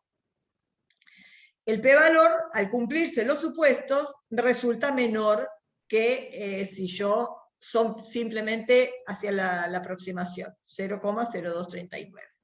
Por supuesto que ¿cuál es la conclusión? Acá sí yo sabía que sospechaba que con era mayor. Entonces, ¿cuál es la conclusión? Los pacientes que tienen cardiopatía carcinoide tienen valores medios mayores de ácido 5-hidroxinolacético que los pacientes que no tienen cardiopatía. Bueno, ahora vamos a ver lo último que ya nos queda, tenemos 20 minutos, para ver el problemita de los gajos. ¿Se acuerdan? ¿Qué decíamos? Que si yo tomaba de cada planta 2 brotes o 2 gajitos y lo plantaba en distinta tierra, ahora las variables eran apareadas, las muestras eran apareadas, las variables no eran independientes. Entonces, acá tenemos un problema, una cuestión. Cuando yo decía que iba a ver cuánto valía la varianza de la diferencia de medias, yo decía que era la suma de las varianzas porque las variables eran independientes, pero acá no son independientes, entonces no puedo pensar en la diferencia de las medias y ver cómo era la varianza de la diferencia. Tengo que pensar en otra cosa. Fíjense, lo primero que llama la atención es que a X1 y X2 no le pido ninguna distribución. No le pido que sean normales, no le pido que sean las varianzas homogéneas, no le pido nada. Sí voy a plantear cuánto vale la esperanza. La esperanza de X1 vale mu sub 1 y la esperanza de X2 vale mu sub 2. Un segundo, quiero ver una cosa. ¿Está bien? Sí le pido, sí planteo cómo se llaman las varianzas. Entonces, ¿qué pasa ahora? Yo no voy a hacer ningún supuesto de las variables ni nada, pero ¿cómo sé si una hormona tiene valores mayores que la otra? Para ver qué va a pasar con las medias. Yo veo, como veíamos acá, que la hormona B parecía tener valores diferentes de la hormona A. Parecía que era un poco más grande, o sea, parecía haber una diferencia. Entonces, ¿cómo veo si hay una diferencia? ¿Qué operación es la diferencia? Es una resta, ¿no? Resta o diferencia. Muy bien, Noelia, resta. Te me adelantaste, no te había visto. Es la resta. Entonces yo lo que voy a hacer es voy a definir una nueva variable que sea la diferencia entre los valores de las hormonas.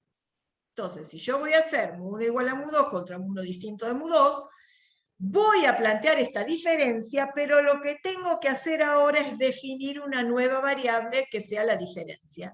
Si yo hago x1 menos x2, voy a esperar, en este caso particular, que sea x1 menos x2, la mayoría de ellos vayan a ser negativos, ¿no? 10 menos 15 es menos 5, 10 menos 11 es menos 1, menos 3, menos 5, etc. Puedo hacer x2 menos x1 menos x2 o x2 menos x1. Acá dice x1 menos x2 como venía, ¿no? Entonces, planteo una nueva variable, que sea la diferencia. Y esta variable sí me va a reflejar cuál de las hormonas es mejor, porque voy a ver con cuál crece más una que con la otra. La esperanza de esta variable D es la esperanza de x1 menos la esperanza de x2, porque la esperanza de la resta es la resta de las esperanzas. Y esto va a ser mu1 menos mu2, la resta de las esperanzas de las variables. Y esto se va a llamar mu sub D. Entonces, a mu1 menos mu2 igual a 0 y mu1 menos mu2 distinto de 0, puedo decir que lo puedo escribir como mu sub D igual a 0 contra mu sub D distinto de 0.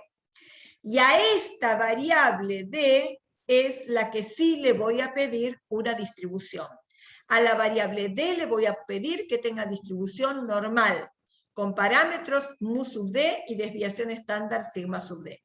¿Qué implica que tenga una distribución normal? Que si yo pudiera tener toda la distribución de toda la variable diferencia para toda la población de plantas, esperaría que su función de densidad de probabilidad fuera una gaussiana, o sea, una gran proporción respecto del total de variables diferencias que estén alrededor de mu sub D, y una cierta dispersión que me va a decir que voy a tener menos valores de diferencia pequeños y menos valores de diferencia grandes en las colas de la distribución.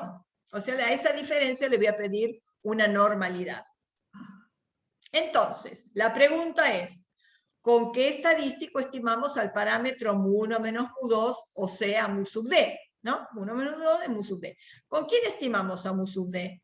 Tenemos una muestra donde acá voy a tener diferencias, Entonces, ¿con quién estimaremos a ese mu sub D? Con la media de esa variable diferencias, o con la diferencia de las medias, ¿no?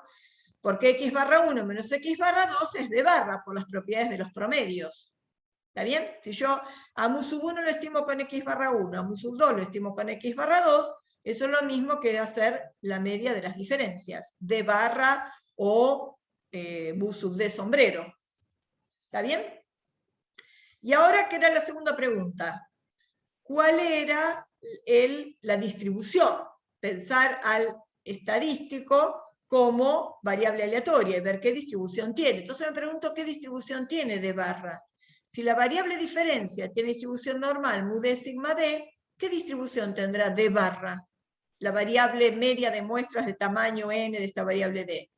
Tendrá también una normal, ¿no? Pues si la D es normal, mu D sigma D, de barra, ¿qué va a ser? Normal. Con la misma mu sub D, muy bien Federico, también normal. Con la misma esperanza mu sub D, pero la desviación estándar va a ser sigma D sobre la raíz de n, porque la varianza de la media es sigma cuadrado sobre n. La varianza de esta de barra será sigma D cuadrado dividido n, la desviación estándar será la raíz, o sea, sigma D sobre la raíz de n. Entonces, teniendo esta distribución para la media, puedo calcular perfectamente el estadístico de prueba, porque ¿qué será? Será esta media estandarizada. Esperen, antes de eso. Esta sigma D no la conozco. ¿Con quién estimaré a sigma sub D? Con el S sub D, con el S de esa muestra de diferencias. Entonces, ahora sí puedo calcular el estadístico, que no lo llamaré Z porque no conozco sigma D. Como a sigma D la voy a estimar con el SD, al estadístico lo llamaré T. O sea, es la media estandarizada, pero con una estimación de la varianza. Acá tengo, bien, ¿por qué no figura el menos mu sub D? Porque mu sub D es 0 bajo la hipótesis nula. Entonces, si yo quisiera estandarizar esta de barra, ¿qué haría? Le restaría mu D y lo dividiría por esta desviación estándar. Pero como esta mu D bajo la hipótesis nula vale 0, entonces a D barra le resto un 0. Si yo quisiera probar que mu sub D es un número H, acá le restaría ese número H. Entonces, esto no tiene una distribución normal, tiene una distribución T. ¿Quién le da los grados de libertad a la T? LS, la desviación estándar de la muestra. Pero para calcular este S sub D, yo divido por n-1. Ahora en la diapositiva que viene creo que les puse el cálculo. Como la divido por n-1, esta T va a tomar los grados de libertad de esta S, y van a ser n-1. ¿Sí? Entonces, esperen, voy acá. Me adelanto un poco, les muestro acá. ¡Ay! Esperen, acá. D barra la calculo como la suma de los D y lo divido por n, y ese D al cuadrado será la suma de las diferencias al cuadrado menos la suma de las diferencias, esa suma al cuadrado sobre n. Es exactamente igual que cuando calculábamos X barra y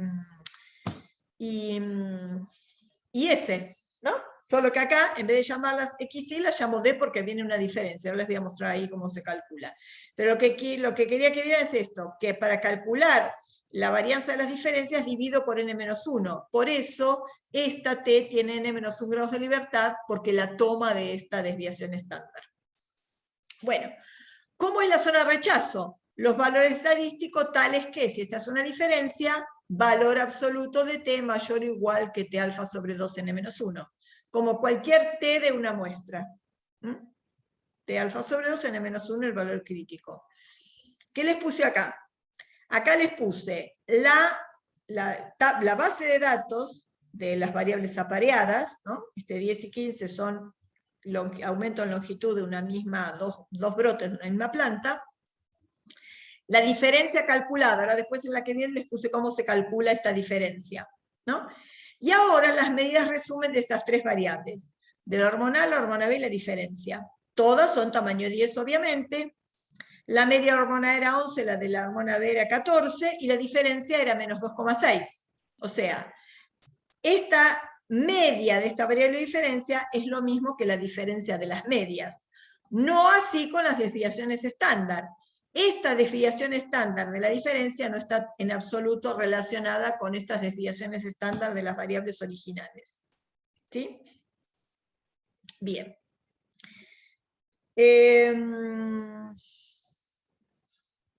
¿A dónde iba? Me perdí. Bueno, no ocurre lo mismo, etc. Bueno. Ahora les voy a mostrar en la diapositiva que viene, acá, cómo calculamos esa variable diferencia. Tienen la base de datos, van a ir a datos, fórmula. En fórmula va. Y les va a aparecer esto. En la primera, acá les puse, sí. Acá, datos, fórmula. Cuando aparece esto, en la solapa macros van a plantear cómo va a ser esta diferencia. Lo primero que tienen que hacer es darle un nombre. Si ustedes no le dan el nombre y el igual, no les va a calcular nada. Dif o diferencia lo tipean ustedes acá y le ponen un igual. Esto no necesitan tipearlo. Después que ponen el igual, hacen un clic acá. Clic en la hormona A. Va a aparecer acá. Ponen un menos de acá o del teclado numérico. Después hacen clic en la hormona B y va a aparecer acá. Y después le ponen calcular. Cuando le den calcular, les aparece todas las diferencias. Si no les aparece nada acá, aparece vacío, nada, es porque se olvidaron algo. O de darle el nombre, o de ponerle el igual, o algo. O no le pusieron el menos. Tiene que estar todo completo. El nombre, el igual, el minuendo y el sustraendo, ¿no? El término al cual le van a restar el otro, ¿no? No sé si se acuerdan que llamaban minuendo y sustraendo, ¿no? En la escuela, en los años 60, ni en la primaria me enseñaban que esto se llamaba minuendo y esto se llamaba sustraendo. Bueno, listo, aparece la variable diferencia, ¿sí? Y de esta variable se le calculan las medidas de resumen, como hicimos en la diapositiva anterior, a la media y les da la varianza o la desviación estándar.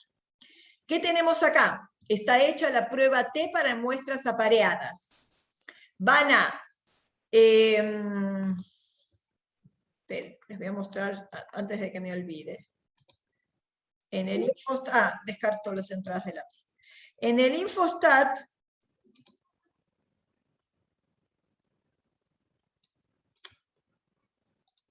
tienen archivo. Acá... Pucha, no, esperen, ya la había abierto, no sé por qué no me aparece ahí. Hormonas apareadas, ahí está. Ustedes van a ir a datos, fórmulas, hacen lo mismo que les dije, ponen DIF igual hormona A menos hormona B, calcular, y ahí aparece. Entonces, ¿dónde van a ir? Estadísticas. Inferencia basada en 2 muestras. Lo que les dije antes, todo esto bloque de pruebas son pruebas para muestras independientes. ¿Sí? 2 muestras pero independientes. Hay paramétricas, no paramétricas, no importa. Después viene este bloque a partir de esta rayita, estas son todas apareadas, paramétricas y no paramétricas. Y acá al final la prueba es para igualdad de varianzas. Pero para hacer estas, las independientes y la prueba F, tienen que tenerla como vimos antes, hormona y variable numérica. Ahora vamos a ir 2 muestras en las apareadas. Se toma su tiempo para entrar en el menú. Acá. Ahí van a ir, van a poner hormona A y hormona B. ¿Sí? Y después le dan aceptar, intervalo no, vamos a hacer, dijimos bilateral, porque no sabían qué, le pongo medias. Vamos a ponerle intervalo porque es bilateral y aceptar. Y ahí tienen toda la salida. Bueno, les voy a mostrar acá, porque ahí está todo identificado. Ahí está. Acá tienen la salida, la que hicimos recién. Les aparece, observación 1, entró la hormona A, después entró la hormona B. Si lo ponen, ahora vamos a ver, si lo ponen al revés, les va a dar al revés el test. El N es 10 porque eran 10 diferencias. La media de la diferencia será menos 2,6, la media 1 y la media 2, su diferencia es 2,67. No, perdón. Su diferencia nada. Acá, su diferencia es menos 2,6, 11,7 menos 14,3. Acá está la desviación estándar de las diferencias, y acá tienen los extremos del intervalo de confianza. De nuevo les digo, ¿para quiénes son estos extremos de intervalo de confianza? Para la diferencia de las medias. Fíjense que el punto medio del intervalo es el menos 2,6. Me olvidé decirles, a los chicos del martes, me olvidé de decirles esto. Esperen, ahora les muestro, Esperen que se abra el Excel. Les voy a mostrar este cálculo para que se los quede, para que no se olviden. Tarda mucho en abrirse, bueno, no importa. Vamos a abrir un libro en blanco y vamos a verificar ese cálculo. Vamos a hacer igual. Voy a buscar el punto medio del intervalo de confianza. Menos 4,51 más que es menos 0,69, o sea, queda el más menos, queda menos, 0,69. Me olvidé el paréntesis. ¿No? Estoy sumando los dos y lo voy a dividir por 2. ¿Ven que da el menos 2,6, que es este? O sea que el punto medio de este intervalo de confianza es la media de las diferencias, ¿no? Porque este intervalo se calculó. Esta media más menos el valor de tabla de la T con el 5% y 9 grados de libertad, multiplicado por esta desviación estándar. Se los dejo para que ustedes después lo verifiquen. Esperen. ¿Está bien? Si ustedes hacen menos 2,6 más menos el valor de tabla de T que deja 5% en la suma de las dos colas, ¿no? Valor de estimador más menos valor de tabla por el error estándar, o sea, por este desvío sobre la raíz de 10. Si hacen esa cuenta, les van a dar los extremos de este intervalo. De nuevo, el intervalo en los dos extremos son negativos, no contiene al 0, o sea, se rechaza la hipótesis de que la media de las diferencias valga 0. ¿Sí? Y fíjense que la P da 0,0133. Se rechaza la hipótesis de que mu sub D valga 0 con un nivel de significación del 5% porque el p-valor fue menor que el 5%. ¿Sí? Otra cosa interesante, fíjense. ¿Qué hicimos acá? Con la misma base de datos, acá habíamos puesto hormona A y hormona B y quedó la variable diferencia sin usar. ¿Qué hicimos acá? hicimos prueba T para una media. Una mu igual a 0 contra una mu distinto de 0. ¿Qué variable pusimos acá? La variable diferencia. Acá quedaron sin usar las hormonas A y hormona B. Y la salida de esto es prueba T para una media. Si ustedes no le ponen nada, lo que testea es mu igual a 0 contra mu distinto de 0. Un test de Student para una muestra. Fíjense, la media de las diferencias es la diferencia de las medias, el 11,3 menos el 14. Fíjense el 2,67, es el desvío de las diferencias, de la variable diferencia. Fíjense los extremos del intervalo de confianza, menos 4,51, menos 0,69. Fíjense el estadístico, menos 3,07, y fíjense el p-valor da lo mismo. Ven que es exactamente lo mismo. Si ustedes hacen una prueba T para pareadas, poniendo las muestras que están apareadas, o hacen una prueba T para una media, pero la variable que usan es la variable diferencia. Es exactamente el mismo test. Hacer un test de muestras apareadas es hacer como un test para una media, pero con la variable diferencia. Conclusión, las hormonas difieren significativamente en su crecimiento medio con un p-valor de 0,0133, p-valor del 3 bilateral, porque cuando lo planteamos no sabíamos cuál de las hormonas era mejor. Sin embargo, ustedes, puestos a elegir, si bien concluyeron a 2 colas, dicen que difieren, está bien, difieren su crecimiento medio. ¿Qué hormona voy a elegir? Y de las dos voy a elegir la que dé mayor crecimiento medio, que era la hormona B. Solo que lo hice a 2 colas porque a priori no sabía cuál era mejor. Estas son las 3 zonas de rechazo posibles para la prueba T de Student para muestras apareadas. Mu sub D igual a 0 contra mu sub D mayor que 0 es un test de cola derecha. Toda el área está en la cola derecha, todo el 5%. Le puse 9 grados de libertad porque la muestra tenía tamaño 10, nada más que por eso. Zona de rechazo, valores de estadístico, tal que sea mayor o igual que T alfa n-1, ¿no? Porque es n diferencias menos 1. Si yo quisiera probar para cola izquierda que mu sub D fuera menor que 0, el valor crítico va a estar a la izquierda, menos T alfa n-1, es el simétrico respecto de este. Y la prueba T de 2 colas, T de Student para pareadas, valor absoluto de T mayor o igual que T alfa solo n-1. No difiere nada en la prueba T para una cola, perdón, para prueba T para una muestra, solo que acá, antes lo llamábamos mu igual a mu sub 0 contra mu distinto mayor o menor que mu sub 0. Acá es un 0 porque es mu sub D, digamos que es la que proviene de las diferencias, nada más. Pero los valores críticos se calculan igual, con n-1 grados de libertad. Y listo, terminamos.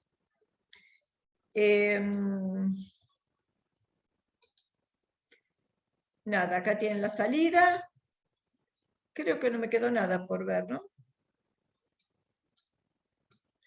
Nada, solo acá, solo esto, para mostrarles que si hacemos estadísticas e inferencia basada en una muestra, hacemos prueba T para una media, entonces acá la variable que ponemos es la variable diferencia. Es bilateral, no hay problema, ven que acá el parámetro es 0. Si ustedes no ponen nada, ningún mu sub 0, hace la prueba contra mu sub D igual a 0. Ven que las salidas que vimos dan lo mismo. Bueno, test de hipótesis no empezaron ustedes, ¿no? En la práctica no, supongo que todavía no. ¿Dejo de compartir? ¿Me deja de compartir? Ahí está. No empezaron, ¿no? Ah, empezaron hoy, perfecto. Bueno, entonces habrán empezado con lo que vimos la semana pasada. Así que 2 muestras lo van a ver la semana que viene. Buenísimo. Bueno, chiquitos, que tengan... ¿La semana que viene nos toca Nova, profe? La semana que viene... Espera, buena pregunta. Sí, Tengo terminamos una con clase más de test de hipótesis. Claro, terminamos test de hipótesis hoy, así que la semana que ok. viene sí, empezamos con análisis de la varianza. Cada tema es más lindo, más interesante. Aparte es más versátil, porque seguramente ustedes si algún día hacen investigación, lo más probable es que tengan más de 2 grupos. Y entonces el ANOVA va a ser para comparar las medias de 2 o más. Por eso vamos a ver que también para 2 sirve, pero en general lo vamos a usar para cuando querramos comparar las medias de más de 2 poblaciones. En la de los lunes no, encima fue feriado, claro. Perdieron el práctico del lunes. Bueno, con más razón después van a tener que ajustarse más el cinturón. Claro, porque el lunes tienen un práctico, ¿no? Bueno. Ayer se recuperó y todavía... Ah, bueno, listo. Hacer Las notas del promo, nada, ¿no? Todavía no. Todavía no. Yo los que me tocaron corregir a mí, los voy a terminar recién mañana de corregir. Porque ahora como venimos acá y acá se pierde más tiempo, que en la casa no se pueden llevar a la casa, en la casa uno corrige más rápido. Acá entre una cosa y otra se pierde más tiempo. Yo creo que mañana ya termino de corregirlos y le voy a pasar a cada jefe de cada comisión, les voy a pasar las notas. Y ellos ya se las van a subir al campus, seguro. No tuvieron Bien. ninguna nota, ¿no? Ninguna No, comisión. Bueno, nada. ya el fin de semana o la semana que viene ya creo que ya las van a tener. Bueno, chiquitos, que tengan linda semana, pásenla lindo, buen fin de semana, que descansen y nos vemos el jueves que viene si Dios quiere. Nos vemos, profe, gracias. Bueno, chao, Chau, chi. besitos, Hasta luego, chao gracias. Noelia, Nos chao vemos. Fede, chao.